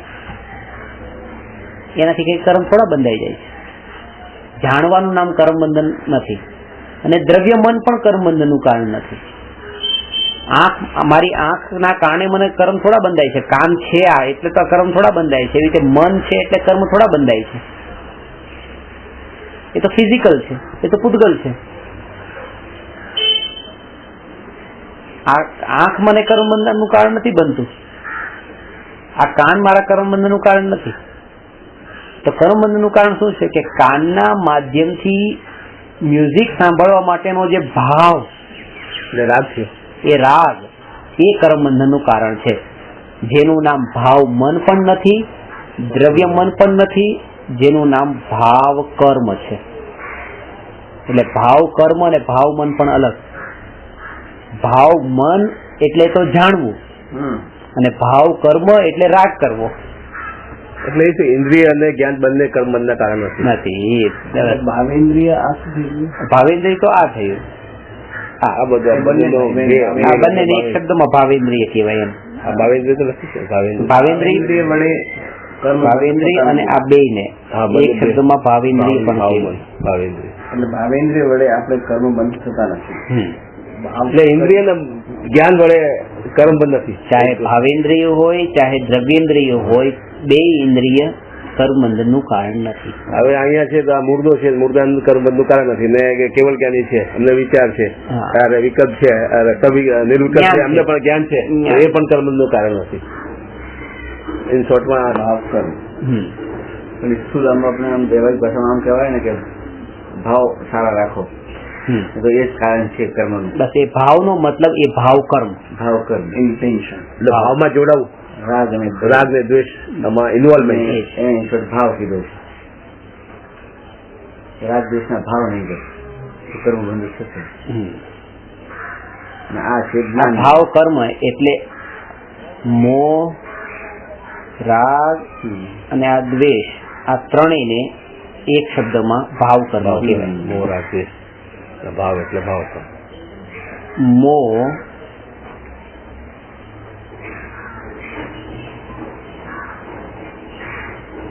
દર્શન મોહ અને રાગ દ્વેષ એટલે ચારિત્ર. આ બંને થઈ ગયા મોહનીય કર્મ. આવું મુશ્કેલ છે. દર્શન મોહ ને ચારિત્રમાં બંને ભેગું થઈને મોહ ને કર્મ. અને ભાવેન્દ્ર કહીએ તો જ્ઞાન. એ તો જ્ઞાન. જ્ઞાન. એ તો કર્મ બંધનું કારણ બિલકુલ નથી. જ્ઞાનાવન્ય દર્શનાવન્ય દર્શન મોહ અને ચારિત્ર મોહ. ચારિત્ર મોહ. રાગ દ્વેષ થી ચારિત્ર મોહ અને મોહનીય થી દર્શન મોહ. એ બંને ભેગા થઈને મોહનીય કર્મ થઈ ગયું. 8 કર્મ દર્શનાવન્ય, જ્ઞાનાવન્ય, મૌન્ય. આ મૌન્ય છે. મૌન્યથી બંધાય. જ્ઞાનથી મૌન્યથી મોહ, રાગ ને દ્વેષ ત્રણે મૌન્યથી જ થાય છે. એટલે આ મોહ ને રાગ માં ડિફરન્સ. મોહ અને રાગ વચ્ચે અંતર છે ને, એ આપડા થઈ ગયું છે, આવવાનું છે. મોહ એટલે સારા પણ 191 નંબર પ્રશ્ન છે. 8 કર્મ 191. હા જો એક જ કર્મમાં તાકાત છે. 7 કર્મ મોહ અને રાગ. મોહ એટલે મારું અને રાગ એટલે સારું. સારું એ જ મારું અને સારું. મારું સારું. એટલે 8 કર્મમાં ખાલી એક જ કર્મમાં તાકાત છે. 7 કર્મોને લાવવાની. તાજમહેલ આપણને સારો લાગે છે પણ મારો નથી લાગતો, એટલે ત્યાં રાગ છે પણ મોહ નથી. જગતમાં જે પણ તમને સારું લાગે એ બધું જ રાગ છે. જે મારું લાગે એ મોહ. ખતરનાક મોહ છે. રાગ અને મોહ બંને આવી જાય ને એટલે ડબલ ભૂકંપ થાય. મારું છે ને સારું છે. મોહ જાય એટલે પછી એક હોય હજી ઠીક. મોહ તો 12 જાય. But love is not possible. હા, મોહનીય 12 સુધી ચાલે. રાગ તો રાગ દ્વેષ તો ખતમ થઈ જાય 7 ના. Love is possible without attachment, but attachment is not possible without love. મોહ વગરનો રાગ હોઈ શકે છે પણ રાગ વિનાનો મોહ નથી હોતો. આ સિદ્ધાંત છે. મોહ વગર એકલો રાગ હોઈ શકે. તમને કોઈનામાં મોહ ન હોય પણ ખાલી રાગ હોય એ પોસિબલ છે. પણ તમને કોઈનામાં મોહ હોય અને રાગ ન હોય એમ ન બની શકે. એટલે કે ચોથા ગુણસ્થાનમાં જ્ઞાની સમ્યક દ્રષ્ટિ છે, એમને રાગ છે, ઘરનો રાગ છે, યુદ્ધ કરવાનો પણ રાગ છે, બધા રાગ છે, પણ ત્યાં મારો મોહ નથી. ભાઈનો રાગ હોય સમ્યક દ્રષ્ટિને પણ ભાઈનો મોહ ન હોય. રામને રાગ હતો ભાઈનો પણ મોહ નતો. રાગ એકલો હોઈ શકે છે મોહ વગરનો, પણ મોહ જેને હોય કે આ મારું મારું મારું, આ ઘર મારું, એને રાગ તો હોય જ ત્યાં. એકલો મોહ હોય એમ ન બને. એટલે ગમ્યું છે એટલે જેને એને મારું પણ કર્યું છે, ન ગમ્યું હોય તો મારા પણ કર્યું જ ન હોય, નહીં તો ભાગે જ મારું નહીં. આ ભાઈ પ્રત્યે રાગ છે એટલે આ જીવ ને સારી આપે. એટલે આ જીવ છે એટલે પણ આ મારો ભાઈ એમ નથી એટલે મોહ. મારો ભાઈ એમ નથી, આત્મા છે. માન્યતામાં તો એ જ છે. બરોબર ને? મોહ છે માન્યતાથી લગતી વાત છે અને રાગ છે ચારિત્રથી લગતી વાત છે. એટલે દર્શન મોહ ને ચારિત્ર મોહના ભેદ કરે છે.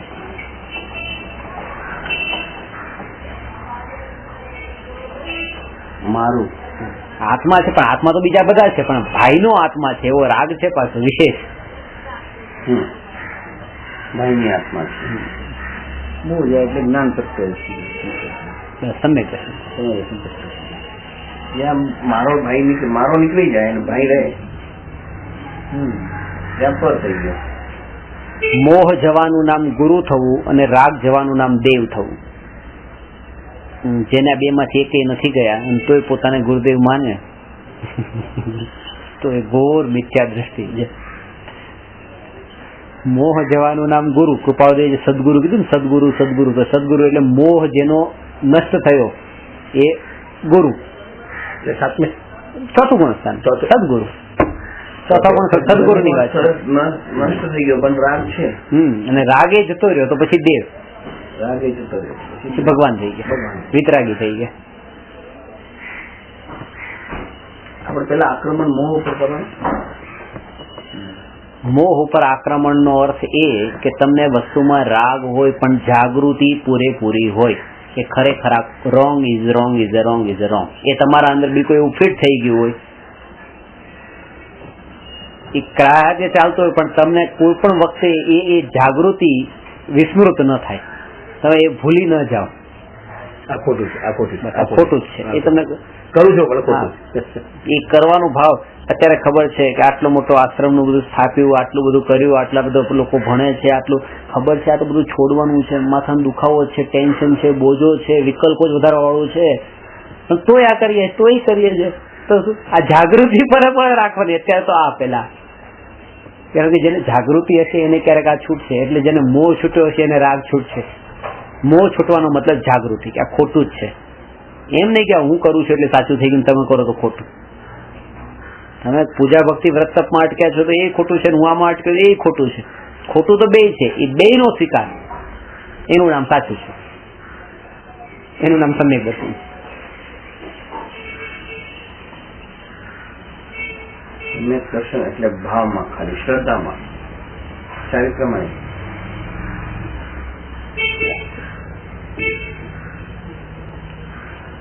કૃપાળુદેવે એના ઉપર જ વધારે જોર આપ્યું, શ્રદ્ધા જ બસ. મેન સમ્યક દર્શન જ છે, એના પછી તો તમને ઓટોમેટિક બધું આવશે. વર્તમાન આ કાળમાં પછી મોક્ષ માર્ગ બહુ લોક જ છે. વિચારવા આત્માર્થીને ભાખ્યો અત્ર ગોપ્ય. આ કાળમાં મોક્ષ દુર્લભ છે એમ નથી કીધું, મોક્ષ માર્ગનો લોપ કીધો છે, મોક્ષનો નહીં. અને એટલા માટે હું તમને મોક્ષ કેમ પ્રગટ થાય એ વાત બતાવીશ જ નહીં. મોક્ષ માર્ગ કેમ પ્રગટે, વિચારવા આત્માર્થીને ભાખ્યો અત્ર ગોપ્ય, એ મોક્ષ માર્ગ બતાવીશ. કે જે વસ્તુ તમને આ કાળમાં પોસિબલ જ નથી એ વસ્તુ તો પુષ્કળ બતાવું. અત્યારે તમે તમારી ભૂમિકામાં તમે જોર આપો મોક્ષ માર્ગ પર, એટલે દર્શન મોહને ટાળવા ઉપર જોર આપો. દર્શન મોહ એટલે શ્રદ્ધા, અને એના અંદર બધાની શ્રદ્ધા, સાચા દેવશાસ્ત્ર ગુરુની શ્રદ્ધા, સાત તત્વની શ્રદ્ધા, સ્વપરની શ્રદ્ધા, આત્માની ન્યાયકની શ્રદ્ધા, ક્રમબદ્ધ પર્યાયની શ્રદ્ધા, નિમિત્ત ઉપાદાનની શ્રદ્ધા, દ્રવ્ય ગુણ પર્યાયની શ્રદ્ધા, વસ્તુ સ્વતંત્રતાની શ્રદ્ધા, બધી શ્રદ્ધા એક સમયમાં એક સાથે પ્રગટ થાય છે, જે સમયે નિર્વિકલ્પ દશા પ્રગટે છે. એના અસંખ્યાત સમયો સુધી પહેલા નિરંતર જાગૃતિ જાગૃતિ જાગૃતિ જાગૃતિ ચાલુ છે. એટલે બેન સ્વાનુભૂતિ દર્શનમાં આ વાત ઉપર આ જાગૃતિ કેવી રીતે રાખવી તો એ કીધું છે. જમતા, બેસતા, ઉઠતા, બોલતા, ચાલતા, જમતી વખતે આ કોળિયો હાથમાં લીધો, આ હું નહીં, આ શરીરની ક્રિયા. મોઢામાં ગયો, આ મારામાં ગયો નથી, હું જાણનાર છું. અંદર પેટમાં ગયો, બસ મારામાં ગયો નથી, હું તો એનો જાણનાર છું.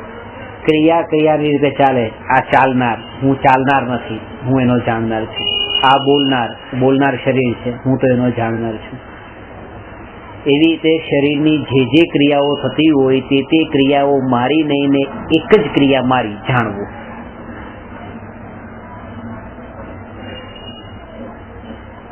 એટલે કહે છે કે સમ્યક દ્રષ્ટિના શ્રદ્ધાની ડિક્શનરીમાંથી એક જ ક્રિયાપદ સિવાયના બધા ક્રિયાપદ ડિલીટ થઈ ગયા હોય છે. જસ્ટ ટુ નો, બસ આ એક ક્રિયાપદ છે. Two walk, to eat, to sleep, આ બધું નીકળી ગયું છે. આ બધા ક્રિયાપદ નથી. સમ્યક દ્રષ્ટિ ચાલતા નથી, સૂતા નથી, બોલતા નથી, ખાતા નથી, પીતા નથી, એ જાણે છે. અને જાણે છે એ તો હું પણ જાણું છું, નિગોદનો જીવ પણ જાણે છે કે જાણનાર જ છે, બીજું કઈ કરનાર તો છે નહીં. જેમ ભગવાન કઈ જગતનું કરતા નથી એમ નિગોદનો જીવ એ કરનાર નથી. ખાનાર પીનાર બોલનાર એ બધું હું છું જ નહીં, હું પણ જાણનાર જ છું. પણ અંતર એટલું છે કે જ્ઞાનીને સમયે સમયે જાગૃતિ છે, અજ્ઞાનીને એ વિસ્મૃત થઈ જાય છે. એને એમ લાગી જાય છે ક્યારેક કે આજ હું બોલી ગયો, આ હું ચાલ્યો, આ મેં ખાધું, શરીરની જે આમ હાથ હલાવ્યો, તો એ તરત એને એ સમયે જાગૃતિ નથી. મેં તો ખાલી આ જાણ્યું જ છે, જાણવાનું જ કામ કર્યું છે.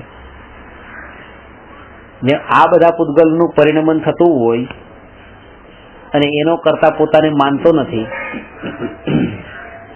એક હવાનું ઝોકું આવ્યું તો મેં શું કર્યું, હું શું કરી શકું? તો જેમ હવાથી આમ ગતિ કરીને જાય છે એમાં હું પણ એક જગ્યાએથી બીજી જગ્યાએ ગતિ કરતો હતો, એમાં હું શું કરું છું? કઈ નથી કરતો. એમાં હું એનો અકર્તા છું. જેમ હવાનો અકર્તા છું એમ આનો અકર્તા છું. એનું સ્વતંત્ર પરિણમન જાણે આ ક્રિયાનું, અને હું એનો જાણનાર. આવી જેની દશા હોય એ જ્ઞાની, અજ્ઞાનીની આ દશા હોતી નથી. અજ્ઞાનીને આવો અભ્યાસ કરવાનો હોય છે. કોઈ આપણી પાસે પ્રોબ્લેમ લઈ આવે અને આપણે સોલ્યુશન આપી દઈએ. તમારી પાસે કેપેસિટી છે સોલ્યુશન આપવાની? પહેલી વસ્તુ તો એ બેઠા છે આપણે દુકાનમાં અને રજુભાઈ આ થાળીનું શું કરવું, આ કસ્ટમરની આવી રીતની આ પ્રોબ્લેમ છે. ત્યાં પછી આપણે એને જે બી સજેશન આપીએ છીએ એમાં શું રોલ?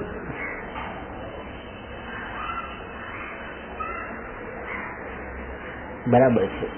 હજુ પૂરેપૂરો વ્યવહાર છોડ્યો નથી એટલે આવા પણ પ્રસંગો વચ્ચે આવે. ત્યાં શું વિચાર કરે? આમાં મારા એકના ઉદય જોડાયેલા નથી, કેટલાયના ઉદય જોડાયેલા છે. એટલે પેલા તો પોતાના ઉપર રહેલો બોજો જ ઉતારી નાખો. ઘણાના ઉદય છે કે આજે તમે મને આ વસ્તુનું શું કરવું, આ ભાઈ પાસેથી મારે વસ્તુ આ લીધી હતી ને હવે આ ભાઈને મારે આપવાની છે ને મારી પાસે છે ને હવે આ મને આ ઠીક કરવા માટે આપી હતી પણ ઠીક થઈ નથી, તો આમને પાછી આપી, આમને પાછી આપી. તમે મને પૂછો તો જયારે હું તમને બતાવું ત્યારે મારે એ જાગૃતિ રાખવાની છે કે એમના પણ ઉદય છે, એમના પણ ઉદય છે ને એમના પણ બધાના ઉદય મળેલા છે. એટલે હું જે આ સજેશન આપીશ એમાં હું કઈ બહુ મોટો રાજા થઈ જતો નથી, હું અકર્તા જ છું. એટલે પેલા પોતે એમાંથી નીકળી જાઓ. એ એમના ત્રણ વચ્ચેનું છે, મારું આમાં કઈ નથી. તો આ હું હજી આ જવાબ બોલી રહ્યો છું, તમને સજેશન આપી, એ શું છે? મારું કંઈક તો છે ને. બસ આ મારા પણ આટલા ઉદય છે તો ઉદય અનુસાર જે કરી રહ્યો છું બસ એનો જ્ઞાતા રહો. બાકી હું મારું સર્વસ્વ નથી. હું પણ એક મારો પણ એક પાર્ટ છે આમાં, અને એનો પણ હું માત્ર જ્ઞાતા છું પાછું.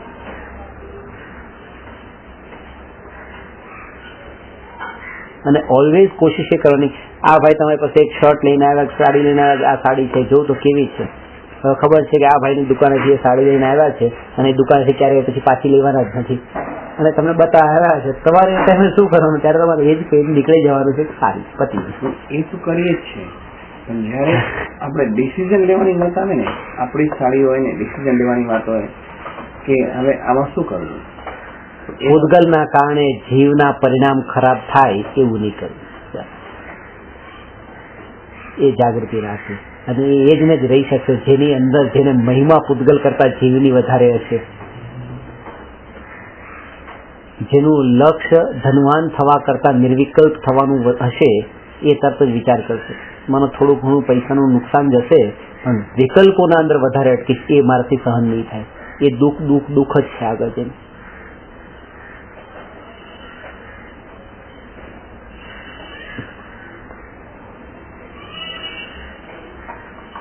ત્યાં સાહેબ આપણે પણ એવું નથી કરી શકતા આની જોડે આપણા ભાઈ હોય, બીજા હોય, આના ઘણા જોડાયેલા, આપણે ત્યાં એ વખતે લોસ જતા પણ કરીએ, વિચારી કે ના આ જવા દઈએ, પણ બધાનું જોઈએ પાછું જવા દઈએ તો પાછું બીજું માથા.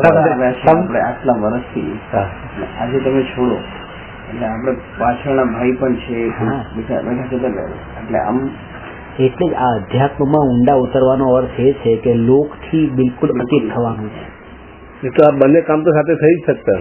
નહીં, હા, એટલું થઈ શકે. એટલું તમારું અંતર જો પલટાયું હોય ને તો થોટ તમારા ઇન્ટેન્શન અલગ હોય. તમે એ કામ કરતા હો એને તમે બીજી રીતે પણ બીજાને કન્વિન્સ કરી લો તમે. કે નહીં જવા દે. કૃપાળુદેવનો એ નિયમ હતો કે સ્વાધ્યાય તો કરવાનો જ, આટલા કલાક સ્વાધ્યાય કરીશ. ટાઈમ ક્યાંથી મળે?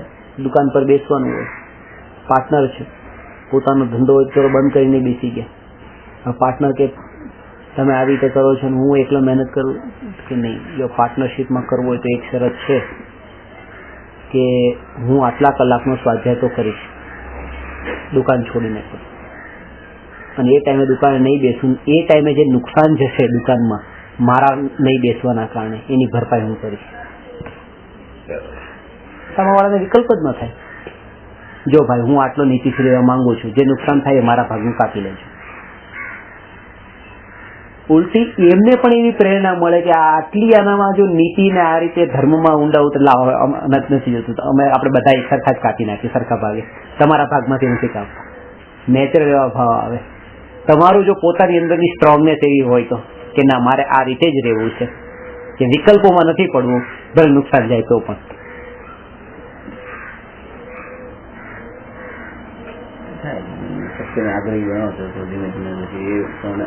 નિમિત્તો પણ એવા સહજ મળે છે. એટલે તો કીધું ઉપાદાનની યોગ્યતા પાકશે જયારે તમે એવો પુરુષાર્થ કરશો ત્યારે. ટિકિટ નથી આપી, આપણે પેલો 1000 થી 2000 રૂપિયા ક્યારે ભારી પડતા હોય ત્યારે એને કોઈ મોહ હોય છે. સત્યનો આગ્રહ હોય 2000 રૂપિયા લેશે, બીજું હા કહી દેવાનું ટિકિટ નથી, પહેલેથી ખબર જ છે. બોલવાનો વાત જ ચાલે. જતા કહી દેવાય ટિકિટ નથી, શું કહ્યું? એ તો આમ બહાર નીકળી જાય પેલો અનુકૂળ થઈ જાય, ફટ અનુકૂળ થઈ જાય. અટક તો કરે છે કે આ સામેથી બોલ્યું તો હવે શું એનો તો એક જ વસ્તુ ત્યાં પણ ઓલવેઝ ઘણી વખત એમ છે કે ટ્રેનમાં જલ્દી જવાની ઉતાવળ છે, હવે ટિકિટ લેવી ટિકિટ નથી લીધી, જલ્દી બેસી ગયા, ચલો ટીસી આવશે દંડ ભરી લેશે. પણ એ ત્યાં 5 મિનિટ માટે ટિકિટની લાઈનમાં ઉભા રહેવામાં લઈ લીધી, ચલો ઠીક છે, પણ ઉભા નથી રહેતા તો એ 1 કલાક સુધીના વિકલ્પ. ટીસી હશે, હા બસ સફેદ શર્ટ, આ ટીસી તો નહીં હોય ને, હાથમાં પેન છે, આ તો ટીસી નહીં હોય. એની દ્રષ્ટિમાં 1 કલાક સુધી એક માણસને ટીસી લાગતો હોય. આ પ્લેટફોર્મ નથી હોય ત્યારે ના હોય ત્યારે એના માટે પછી આપણે ઉભા રહીને ટિકિટ લઈએ. એ વિકલ્પો બહુ ખતરનાક. અરે વિકલ્પોથી જે કરમ બંધાશે ને, જ્યાં 5 રૂપિયા ઓછા તમે ભર્યા ત્યાં બાંધો નહીં, પણ એ કરમ એવા બાંધ્યો છે કે 5 લાખનું નુકસાન થાય સીધું એક વિકલ્પોથી બાંધેલા કરમના ફળમાં.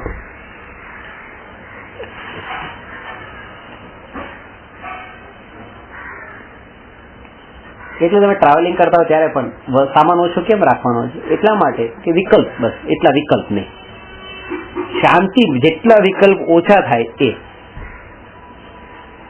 એમ નથી કે વસ્તુને ઓછી વાપરશો તો એના કારણે જે હિંસા થતી હતી ને એ માનો તમે ઓછી વસ્તુ રાખી, ઇલેક્ટ્રોનિક કોઈ સાધન તમે રાખ્યા નહીં તો એના કારણે વાપરવાથી જે હિંસા થતી હતી ને એ હિંસા ન થઈ ટ્રાવેલિંગના ટાઈમે, તો તમે ઓછા પાપ બાંધ્યા. એ મહત્વનું એનું નથી, પણ તમને એના વિકલ્પો. ત્યાં તમે એર કન્ડિશન તો ચાલુ જ છે, મોબાઈલ કરતા એર કન્ડિશનના અંદર વધારે જીવો મરે છે. મોબાઈલ સાથે રાખીને ના ગયા, કારણ કે મોબાઈલ તમારા વિકલ્પનું કારણ બનતું હતું, પણ એર કન્ડિશન ટ્રેનમાં ચાલે છે એ વિકલ્પનું કારણ નથી. તમારી પાસે એક ચાદર એ નહીં રાખવી, પણ જ્યાં ધાબળા ઓઢો એનો વાંધો નહીં, કારણ કે એ ધાબળામાં તમને વિકલ્પ નથી. ત્યાં પડ્યા રે, ગમે તે થાય, જેવા હોય જે સ્થિતિમાં હોય, વળાય ન વળાય, આ ચાદર વાળવી, પેક કરવી, મૂકવી, એ બધી વિકલ્પ છે. જે વિકલ્પનું કારણ બને છે એનાથી પેલા છૂટવાનું છે. આમાં મોહ છે એટલે વિકલ્પ. આ ચાદર મારી છે એટલે એને વાળવું, એને અંદર નાખવું, એમ કરવું. હવે માનો તમને વિકલ્પ નથી, પણ એને તો કોઈને તો વાળવી પડશે ને, કોઈને તો વિકલ્પ થયા ને કે ભાઈ એને ધર્મ નથી કરવું, એને નિર્વિકલ્પ નથી થવું, એટલે એને એવા નિમિત્તો પણ એવા મળી ગયા છે. જો એને થવું હોત તો એને આવા નિમિત્તોમાંથી નીકળી જાય. જેને થવું છે એને તો સહજ નિમિત્ત મળે છે. જેમ તમને થવું છે તમે પછી છૂટી ગયા કે ને, એવી રીતે માનો કે આ ચાલ નથી લઈ જાય, તો તમારે વિકલ્પથી બચવું છે તો તમને નિમિત્ત પણ એવા મળે છે.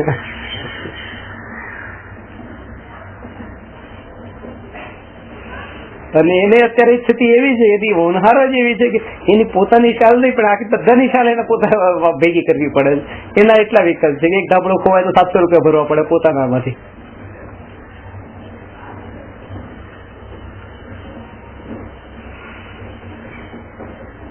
આ ઉપાદાનની યોગ્યતા અનુસાર નિમિત્ત સહજ મળે છે. પણ એક વાત પર આ શ્રદ્ધા હોવી જોઈએ, બસ સત્ય. જો મને ખબર છે કે આ વાત સત્ય છે અને તેમ છતાં પણ કોઈને સારું લાગે, ખરાબ લાગે તો પણ એનો વિકલ્પ નહીં કરે. સત્યનો વિશ્વાસ હોય છે.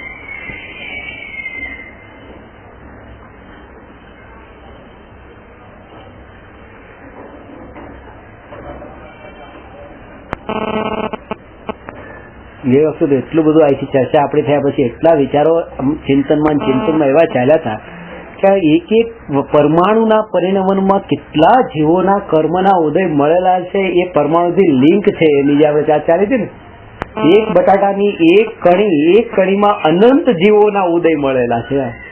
અનંત જીવોનું શરીર છે. અનંતને એવા પોતાના નામ કર્મના ઉદયથી એ જ પરમાણુ મળવો આપણો સહયોગ થવો, પાછું ખાવું.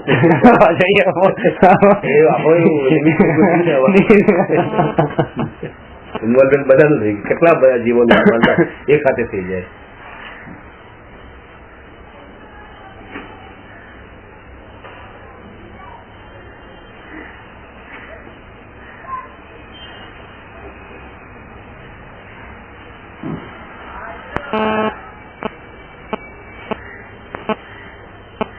પહેલું તમારી જાગૃતિ ને બીજું સત્સંગ.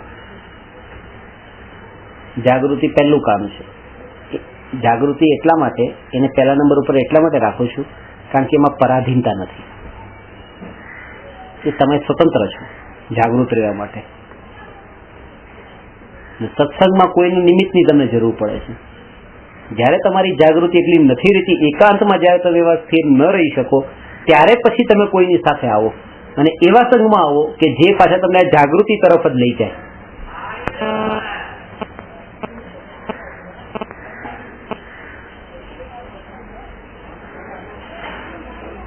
સત્સંગથી જાગૃતિ થશે. સત્સંગથી જાગૃતિ થાય એ વારે ઘડી યાદ અપાવે. એ ટાઈમે તો રહી જ છે. અત્યારે તમે શું અત્યારે ઉપયોગ એવા વિષયોમાં બિલકુલ નહીં જાય. પૂરેપૂરો અહીંયા જોડાઈને તલ્લીન થઈને તમે સાંભળો તો એમાં ઉપયોગ બિલકુલ જોડાઈને રહી છે. અને જેવો અહીંયા ઉપયોગ તલ્લીન થઈને સાંભળીને જોડાઈને રહ્યો હશે તો ઉભા થયા પછી પણ એના વિકલ્પ આવશે પાછા. આ સાંભળેલું હતું એને.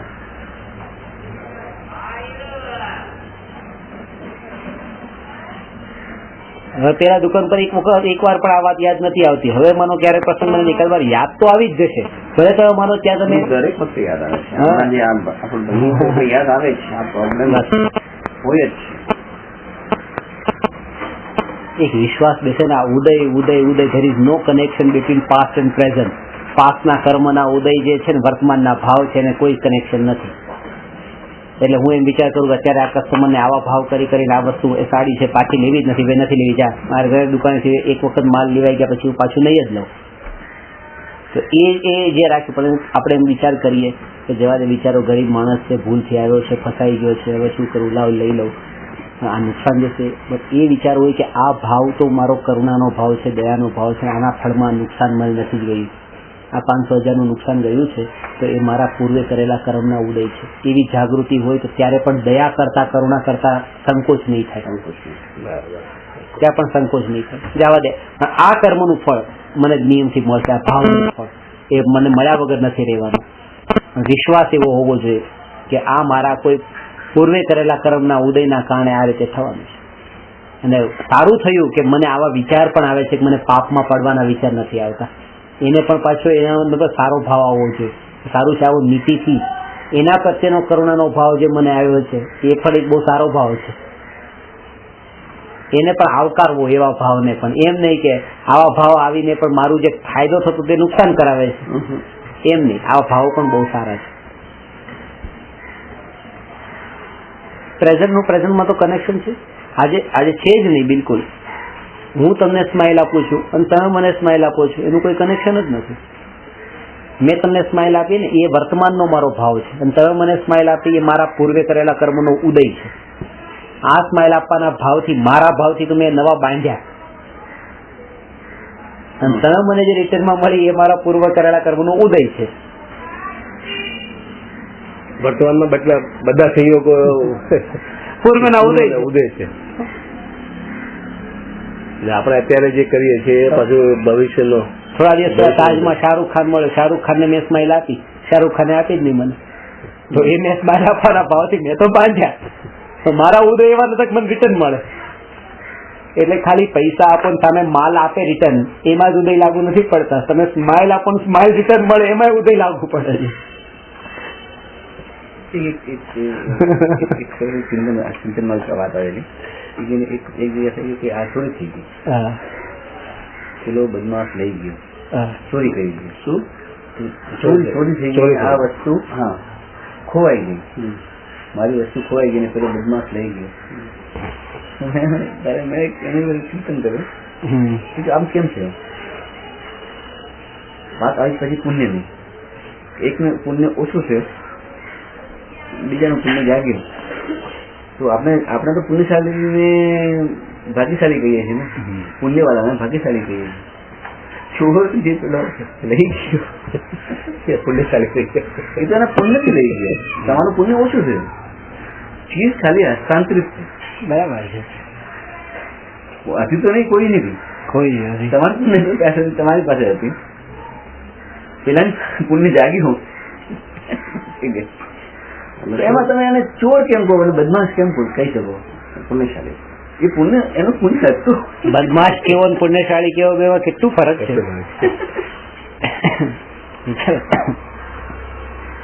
ત્યારે પછી આમ એ સમજાઈ જાય છે કે નહીં, બદમાશમાં સીધો દ્વેષ નો ભાવ ઉત્પન્ન થાય છે, પુણ્યશાળી કે સંભાવ આવી જાય છે, બસ ત્યાં પતી ગયું, સમાધાન થઈ ગયું.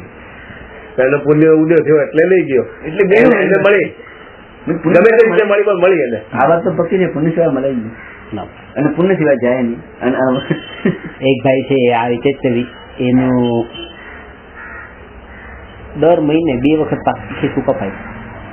પોતે પોતાના સ્વભાવમાં એવા ભોળા ભાઈ છે, અને તરત જ મારા ક્લાસમાં બેસે મને કે સવારના પછીનો ક્લાસ ક્યાં હોય, સવારના ચાલતા હોય, કઈ કામે ગયા હોય, સવારના પતાવીને પછી ક્લાસમાં બેસે કે આજ તો બહુ સારો દિવસ છે, શરૂ બહુ સારો દિવસ ચાલુ છે. કેમ? મને કે પેલા ને આજે આખો દિવસ ફરવું નહીં પડે, કે એનું કામ નહીં તો આખો દિવસ ક્યાં ક્યાં જવું પડે તમે લેવા માટે. શું થયું? ખીસું કપાઈ ગયું. એ પોતાની પાસે તો ઓછું થયું, પણ એને એના વિચાર તકલીફ નહીં પડે, આજ એનું કામ તો થઈ ગયું, એના માટે આવો વિચાર કરવો સારું છે. તો આવી રીતે સમાધાન કરી લો છો. એમ આ વિચાર બધા ક્યાંથી મુશ્કેલ નહીં આવે કે આ એકનું બકેટ કાપ્યું અને લોક જાગી ગયો, બીજાનું કાપવા જશે. આજે 5,000નું પેકેટ કાપ્યું, હવે મને 50,000નું પેકેટ કાપ્યું. એટલે આ વિચાર જે કરે, આ વિચાર પણ જેને આવ્યો એનો વિચાર, એનો વિચાર બસ. એને વિચાર આવશે જેને સમાધાન જ કરી લેવાનું હોય ને એને એવા જ વિચાર આવે છે, સારું છે પત્યું હું તો છૂટી ગયો આમાંથી. નહીં, મારે કહેવાનો મતલબ નહીં. હવે કોઈને વિચાર આવે છે કે નહીં, બિચારો આ લઈ ગયો, પણ હવે 10,000નું ટ્રાય કરશે, મોટો ચોર થશે, મોટો ચોર થશે. પણ હવે એ જાણે છે કે ભાઈ મારું એ લઈ ગયો, હું તો કઈ કરતા જ નથી, મારે જો રોકવાનું મારા હાથમાં તો એને કેદ પણ કરો, ભાઈ તું નહીં કર, તો લેવા જ નથી. આ એક વિચાર કરે છે કે બિચારાને આજ આખો દિવસ ફરવું નહીં પડે, એટલે એ પોતાના વિચાર, એ તો પતી ગયા પછી એ પણ પોતાના વિચાર છે એના, પોતાના માટેના જ. એક વિચાર કરે છે કે ભાઈ આ હવે આજે 10નો માર્ક, પણ એની સામે જયારે મળશે ત્યારે એમ નહીં કે બરાબર છે તારું કામ થઈ ગયું, હવે કાલે આવું કરજે, એમ નહીં કે એને એમ જ કે આવું નહીં કરવાનું. એ પોતાના એ વિચારને તો પોતાની અંદર જ રાખે, બહાર નહીં કાઢે. એમાં પણ બે ભેદ છે. તત્કાલમાં પણ જે વિચાર કરે છે કે બિચારો લઈ ગયો ને એના કામમાં લાગશે, એ બિચારાને આજે ફરવું નહીં પડે. એક વિચાર કરે છે કે આ લઈ ગયો છે, 5નું મારી ગયો, હવે 10નું ટ્રાય કરશે, બીજાનું કોઈનું. ના, પણ એવું વિચારે જે એ વિચારે છે એનો સ્વભાવ પાસે જુદો છે ને, આનો સ્વભાવ જુદો છે, આનો સ્વભાવ જુદો છે. સૂક્ષ્મતા છે કે પેલો એનું પુણ્ય હશે તો જ એની પાસે ટકશે ને તો જ લઈ જઈ શકશે. એની પાછળનો ભાવ બસ એ જ છે. આ સાધુ છે, આહાર માટે આવ્યા, આજે આપણા ઘરે આવ્યા, તમે આપ્યું, હવે એમની તો આદત પડી ગઈ, કાલ બીજાના ઘરે જશે, રોજ રોજ જશે હવે તો. એ ને જોવાનું કે આપણા ભાવ કેવા છે. પતી ગયું ને, આપણે ત્યાં આવો અવસર, આપણે વિચાર આવતો જ નથી કે એમને એ કહીએ આપણા ઘરે આવો અવસર ક્યાંથી આવે, બસ એવી રીતે કાલ લઈને ગયો, સારું થયું, આપણા ઘરે આવો અવસર ક્યાંથી આવે, આપણે કીધું જાય કપાય. સમાધાન કરવાની દ્રષ્ટિ એ રીતે છે. પેલું કરવામાં પછી આપણા ભાવ બગડી જાય.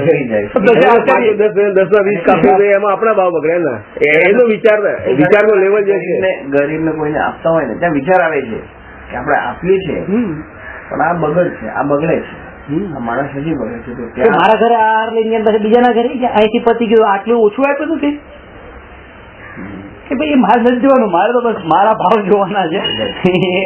એની સ્થિતિ અલગ. એ પ્રકારે જ વિચાર આવવા જોઈએ કે જેથી આપણા આત્માની નિર્મળતા વધે, આપણે વિકલ્પોના અંદર વધારે ન ફસાઈએ. આપણો ફાયદો એ જ છે બસ. એ બધું સરસતું નથી કોઈ કારણ વગર આપણે વિચારીને પછી શું કરી શકીએ. કપાઈ ગયું તો આપણું તો કઈ છે, એનો ઉદય છે ને આપણો ઉદય છે, બંને ઉદય ભેગા છે, આપણે શું કરવાનું, માથા આમાં પડવાનું છે. ઠીક છે, પતી ગયું. એક ભાઈ બહુ શરૂઆતમાં જ છે ને, આપણે આધ્યાત્મિક સાધના કેન્દ્ર ચાલુ કર્યું ત્યારે જ મેં એમને કીધું, મેં કીધું મેમ્બર બનો, તો કે કેટલા પૈસા ભરવાના, મેં કીધું 10,000 રૂપિયા ભરવાના. મને કે ના, મને મેમ્બર બનવામાં કોઈ રસ નથી, કારણ કે હું કેટલી જગ્યાએ મેમ્બર બન્યો છું ને હવે કંટાળ્યો છું, હજી ના પાડી દીધી. પછી મેં એમને કીધું જવા દો, નહીં બનતા, હવે મારે તમને મેમ્બર તમે કહો તોય નથી બનાવવાનું, જયારે બનવું હશે ને ત્યારે હું તમારા પૈસા ભરીને તમને બનાવીશ, પણ તમારી પાસે મને જોતા. ક્લાસમાં બેઠા હતા, એર કન્ડિશનના અંદર જે પાઇપ હોય ને એ પાઇપ લીક થતી હશે, તો પાણી ટપકવાના કારણે ત્યાં આવું લાગેલું ને, જે પેલું સ્પીકર એવું લાગેલું હશે ઉપર, સીધું મોટું ગાબડું ઉપરથી નીચું પડ્યું. બોલાવ્યો હશે, બાજુમાં પડ્યું, માથે પડતું રહી ગયું. પેલા બોલા ખર્ચો કેટલો, એ બધું ઠીક કરવાનું કે ₹1,00,000 ખર્ચો થતો, ને ₹300 બધે. બીજા દિવસે હું ગયો, તૈયાર ફોર્મ ભરી મને કે મારે મેમ્બર થવું છે. કેમ થતા પણ કે આમાં મેમ્બર મમ્મી આ કંજુસાઈ કરી, ₹1,00,000 ખર્ચ થઈ ગયા મારામાં. મેં કહું ના, મારે તો નિયમ કર્યો તમને મેમ્બર બનાવવાના નથી. મને કે ના પ્લીઝ માફ કરી દો, મને મેમ્બર જ બનાવો છે, બીજા કાપડા ન પડે. અંદર આ પણ જીવની મેન્ટાલિટી શ્રદ્ધા જેવી થઈ જાય ને કે આવું મેં કર્યું હતું. એ વખતે મેં એમને દાખલો પણ આપ્યો. મેં કહ્યું હવે તમે નહીં બનાવો, પણ એક વાત ધ્યાનમાં રાખજો કે આપણે હોટલમાં જતા હોઈએ, 1,000-2,000 રૂપિયા આમનામ ખર્ચી નાખતા હોઈએ ખાવા પીવામાં, પાપમાં, અને આમાં તમે આવી રીતે વિચાર કરો. એ વાત ખાલી મેં એ વખતે એટલી કીધી નહીં, અને પછી એની અસર એવી થઈ ગઈ. હવે કે મારા તરફથી એક રૂમ ત્યાં બનાવરાવી છે, બસ મારા નામે નહીં, મારા પપ્પાના નામે બનાવી છે, પણ કે હવે મને ભાવ થઈ ગયો છે કે 72 વર્ષની ઉંમર છે, ક્યાં લઈને જવું છે, કે આટલા પૈસા છે, પણ આમ ઇકોનોમીમાં રહેવાની પહેલાથી આદત પડી ગઈ છે ને, કે દ્રષ્ટિ જે છે ને એ આપણે કેવી રીતે રાખવી, બસ જેનાથી પોતાના વિચાર, બસ પોતાના પરિણામો ન બગડે એ રીતે વિચાર કરીને એ વિષયમાં પાછું ખાસ વાત એ કે એમાંથી બહાર નીકળી જવું. આ નીકળવા માટેના વિચારોના દ્રષ્ટિકોણ છે કે ખિસ્સું કપાઈ ગયું છે, હવે એ વિચારોમાં વધારે રહેવાથી મારો સ્વાધ્યાય સહન જ થતો. હવે એ સમાધાન કરી લઉં છું તો મારો સ્વાધ્યાય સારી રીતે થાય છે. ધ્યેય તો પાછું આ જોવું જોઈએ કે આ ધ્યેયમાં મને એ વિકલ્પો બાધક બને છે, મારું જે સાધ્ય છે સાધ્ય સુધી પહોંચવામાં એ બાધારૂપ બને છે, એટલા માટે મારે એ વિકલ્પોથી બચવા માટે આ રૂપે વિચાર કરી નીકળી છે. આ પણ વ્યવહારિક દ્રષ્ટિકોણ છે. જયારે ઊંડી રીતે જશો ને ત્યારે તમને એ વિચાર પણ તમારા હાથમાં નથી, કારણ કે ઘણી વખત આપણે આવો વિચાર ન કરવો હોય ને એવો જ વિચાર આવે, અલગ પ્રકારનો વિચાર આવે. ક્યાં કેવી રીતે કેવા પ્રકારના વિચાર આવે છે એ સમયે પાછા તો લિંક વગર ના હોય. ઘણી વાર અમે એ વાંચતા હોય અહીંયા સ્વાધ્યાય કરતા બીજું વિચાર એ થર્ડ જ કઈ એનાથી કે લેવા દેવા એ યાદ આવે છે. મારા ગણતા હોઈએ ક્યારેક વિચાર જ બીજું આવે છે, હવે એનાથી કઈ લેવા દેવા નહીં. આમ લાખો રૂપિયા દાન આપ્યું હોય પણ ટેક્સીમાં 18 રૂપિયા થયા હોય ને સવા વાળો એમ કે 20 કહેવાય ને તો કે નહીં 20 કેમ કીધા 18 થાય 18 જ લેવો હતો. એ પ્રકારના વિચાર પણ ત્યાં એવા જ આવે. હવે આની લિંક છે પાછી, કારણ કે ત્યાંનું 2 રૂપિયાનું પુણ્ય ન હોય પછી ત્યાં વાળાનું લાખોનું પુણ્ય પૂતગલમાં પણ પુણ્ય તો વચ્ચે છે પાછા. અને એની લિંક હોય પાછી એની એકમાં નહીં, કારણ કે એને પાછું કોઈ પછી બીજી જગ્યાએ 3 ના આપતો હોય, ક્યાંય કોઈ 5 ના આપતો હોય, ક્યાંય કોઈ 7 ના આપતો હોય, કે એના પાપ જયારે ટેક્સી ચલાવતો હોય એના કેટલાય પાપ પાછા ભેગા થતા હોય અને પેલો કરોડપતિ બનતો હોય, કારણ કે એના ઘણા બધા પુણ્ય ભેગા થતા હોય. આના એક સાથે બાંધેલા કર્મ અનેક સમયોમાં ઉદયમાં આવે. તમે અત્યારે જે કર્મ ને એ તમને એક પહેલા સમયે, બીજા સમયે, ત્રીજા સમયે, એવી રીતે કેટલાય સમયો સુધી ઉદયમાં આવતા રહે અને કેટલાય સમયમાં બાંધેલા હોય એ તમને એક જ સમયમાં ઉદયમાં આવી જાય, એવું પણ બને. કર્મની જયારે થિયરી લેશું ત્યારે તો આખું જગતનું સ્વરૂપ એવું લાગશે.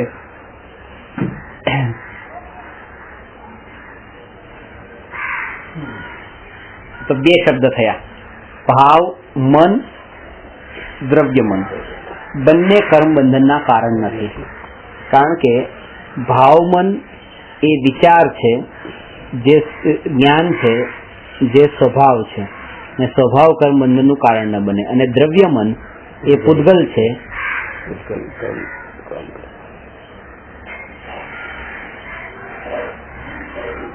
8 પાંખડી વાળા કમળના આકારે હૃદયના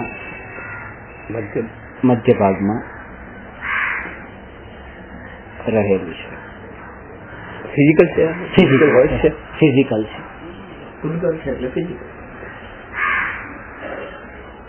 પરમાણુઓ આપણે 5 વર્ગના સમજ્યા હતા ને, ભાષા વર્ગના, આહાર વર્ગના, ભાષા વર્ગના, મનોવર્ગના, કર્મણ વર્ગના, તેજસ વર્ગના. મનોવર્ગના છે એ મનોવર્ગના મન રૂપે પરિણમે છે. જેમાં ધ્વનિ જે છે ને, તો અવાજ જેના કારણે બને છે એનું રો મટીરિયલ શું છે? ભાષા વર્ગના, અને પ્રોડક્શન શું છે? ભાષા. એ રીતે કર્મણ વર્ગના રો મટીરિયલ છે અને કર્મ જે છે એ એનું પ્રોડક્શન છે. એવી રીતે તે મનોવર્ગના રો મટીરિયલ છે અને દ્રવ્ય મન એ એનું પ્રોડક્શન છે. આજે 7 ચક્રમાંનું એક ચક્ર છે જે આપણે અહીંયા અનાહત જે ચક્ર કહેવાય, ના એ અલગ ને આ ભાવ મન અલગ. આ તો લેખ વિકલ્પ અવસ્થા એટલે પૂર્ણ એ આખું અલગ જ છે. એ આત્માની જ અવસ્થા, આત્માની જ વાત છે, અને આ તો પૂતગલ છે, એ તો ઓનલી આત્મા છે. ના ના આને આજે આપણે જે 7 કે આપણે જે ચક્ર કહીએ ને, મણિપુરસ ને નાભી ચક્ર, ના એ અલગ, એ તો આ ચક્ર નહીં, એ યોગ રચના હિસાબે. આ તો આખું જ 8 સાથે ચક્ર જે છે એ ચક્રને પણ એ શરીરની સાથે લિંક તો છે. આ જે છે એ ઓનલી જ્ઞાનના માટે જ નિમિત્ત બનવા વાળી વાત છે, એને જ લક્ષ્મણ, એટલે જ્ઞાન સાથેની જ લિંક છે. જેમ 5 ઇન્દ્રિયોની જ્ઞાન સાથે જ લિંક છે, ભલે 5 ઇન્દ્રિયો ત્યાં બધે જ જે 7 ચક્ર જે છે ને ત્યાં પણ એ રીતે સ્પર્શન ઇન્દ્રિય તો છે જ તે, પણ એની મુખ્યતાથી અહીંયા વાત નથી. અહીંયા તો જ્ઞાનની મુખ્યતાથી વાત છે. એટલે 7 સ્પર્શન ઇન્દ્રિયથી એને સ્પર્શન ઇન્દ્રિયના રૂપમાં લેવા છે, ચક્રને અહીંયા નથી લેવાના. એ ચક્ર પૂતગલથી પૂતગલ કનેક્ટેડ છે અને આ ઇન્દ્રિય જ્ઞાનથી કનેક્ટેડ. અને એના અંદર ખાલી મનોવર્ગના જ પરમાણુ મળેલા હોય એવું નથી. એમાં કોઈ પર્ટિક્યુલર નિયમ નથી કે આના જ આ જ વર્ગના પરિણમી હોય. આમાં તો આ નિયમ છે કે મનોવર્ગના જ મન રૂપે પરિણમી હોય. તે તો આખું શરીર છે, આહાર વર્ગના છે, આ શરીર રૂપે પરિણમે છે. અને મનના માટે તો આહાર જે છે મન રૂપે નથી પરિણમતું, મનોવર્ગના જ મન રૂપે પરિણમે છે. એમ કર્મણ વર્ગના જ કર્મ રૂપે પરિણમે છે, ભાષા વર્ગના તે અવાજ રૂપે પરિણમે છે, તેજસ વર્ગના શરીરની કાંતિ રૂપે પરિણમે છે. કાંતિ એટલે તેજ, ઓરા. એ તેજસ વર્ગના એટલે એ એનો શું આજે ડિટેલમાં તેજસ વર્ગણા એનું રો મટીરિયલ છે, તેજસ શરીર એનું પ્રોડક્શન છે. ક્યાંથી કર્મથી લીધું છે? ના, કર્મથી તો બધી જ રિલેટેડ છે કે કર્મના ઉદય અનુસાર જ તે બધી વર્ગણા આત્મા સાથે આવીને જોડાય છે અને છૂટી પડે છે. યોગની અંદર આમ બતાવે છે ખાસ ચક્રની અંદર સાથે અલગ અલગ ગુણ બતાવે છે કે વિશુદ્ધિ ચક્ર છે, તો એનાથી તમારું જે તેજ છે એ પ્રગટે, ચીજને જોવાની જે તાકાત છે એ તમારી એનાથી આજ્ઞા ચક્રથી પ્રગટે. એવી રીતે મનને કીધું છે કે તમારું જે જ્ઞાન વધારે પ્રગટાવવું હોય, વિચારવાની શક્તિ, તો તમારો શ્વાસને અહીંયા તમે રોકો, એટલે દરેક ચક્રની ઉપર શુદ્ધિ માટે એ બધું વ્યવહારિક રીતે બોલવામાં આવે, કહેવામાં આવે. બાકી જયારે તમે કર્મની થિયરી જયારે કરશો, વ્યૂ પોઈન્ટ છે, અપેક્ષા છે, આ અપેક્ષાએ તમે વિચાર કરો તો એ બરાબર છે, પણ જયારે તમે કર્મની થિયરીની દ્રષ્ટિએ વિચાર કરો ત્યારે કોઈ લિંક જ નથી એને. આ તમે શ્વાસોશ્વાસની ક્રિયા તમે આમ કરો અને એ ક્રિયાના કારણે પ્રાણાયામ કરો ને તમારી તબિયત સારી રહે, કર્મના ઉદય તમે કહો કે નામ કર્મના ઉદય તો આમ જ થાય છે, પછી તમે પ્રાણાયામ કર્યા કે નહીં કર્યા કોઈ લિંક જ નથી. એટલે એ બધો આખો વ્યવહાર છે. અમુક પ્રકારનો ઉઘાડ જ્ઞાનનો જે થાય છે, કહું છું જ્ઞાનનો ઉઘાડ જેને થયો હોય છે, મનોપર્ય જ્ઞાની, મને નારકીઓની જ વાત કરો, શું અવધિ જ્ઞાન છે, 3 જ્ઞાન તો છે જ તે ને નારકીઓને, નેચરલ જન્મથી છે, કોઈ અભ્યાસ કરતા નથી, આની લિંક જ નથી. મેઇન ત્યાં પછી છેલ્લે કર્મ ઉપર આવવાનું છે.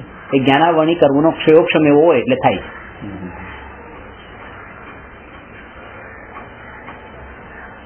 એનું આખું કર્મની થિયરી.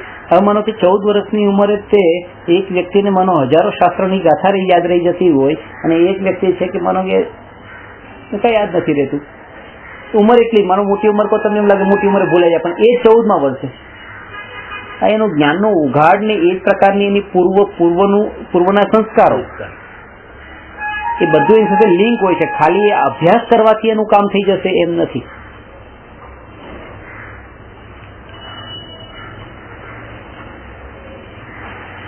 યોગને સ્થિર રાખવાની અત્યારે જેટલી વાત કરવામાં આવે છે ધર્મના સ્થાનોમાં પણ કે તમે યોગ કરો ને યોગને સ્થિર રાખો, એના કરતા ઉપયોગને સ્થિર રાખવાની વાત કોઈ નથી કરતી, જે કરવી જોઈએ. તમારો ઉપયોગ સ્થિર રાખો. યોગ તો ફિઝિકલ છે ને ઉપયોગ એ જ્ઞાન છે, અટેન્શન છે. તમારો ઉપયોગ ક્યાં જાય છે, ઉપયોગ ક્યાં ભમે છે?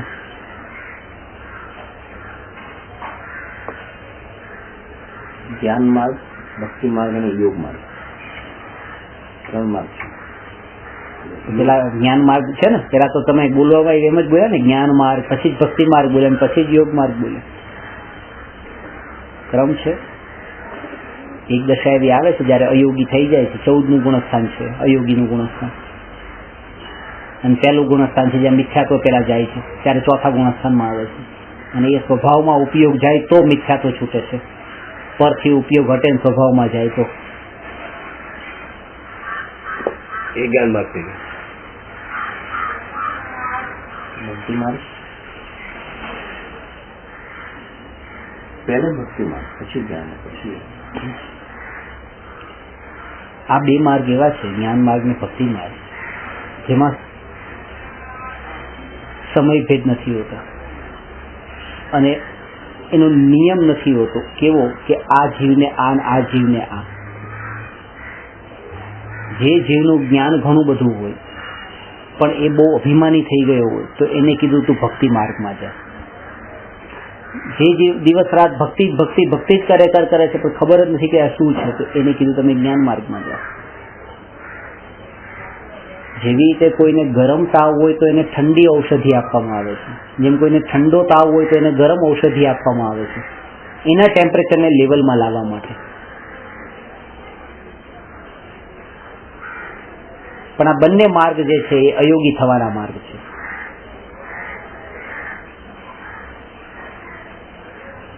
અયોગી ભક્તિ પણ થઈ, પડદા લક્ષી જ થઈ, સ્વર્ણ લક્ષી ક્યાં થઈ? ભક્તિ એનું નામ જ ભક્તિ છે, પણ જ્ઞાન માર્ગ અને બેલેન્સ રાખે બેલેન્સ રાખે. તમે છલકી આ શેર બજારનું પણ એ જ છે, વધી જાય છે, ઘટી જાય, વધ્યા પછી ઘટે છે, શું કામ વધતું જ કેમ નથી? વધવા જ માંડે, વચ્ચે કેટલું વધ્યું હતું, પછી ઘટ્યું. એ વધતું જ રહે તો શું થાય? માણસ ગાંડો થઈ જાય, પાગલ થઈ જાય, રીતસર એમ થઈ જાય. બસ હું કેટલો ઉપર એનું નીચો પાડવા માટે પણ એ આ બધું બરાબર છે, બધી વ્યવસ્થા બરાબર છે.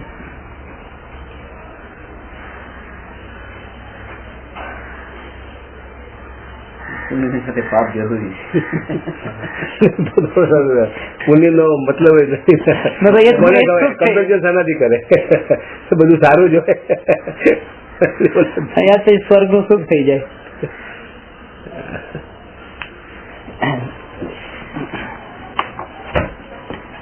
નમો અરહંતાણમ નમો સિદ્ધાણમ નમો આયર્યાણમ નમો ઉવજ્જાયાણમ નમો લોય સવસાહુ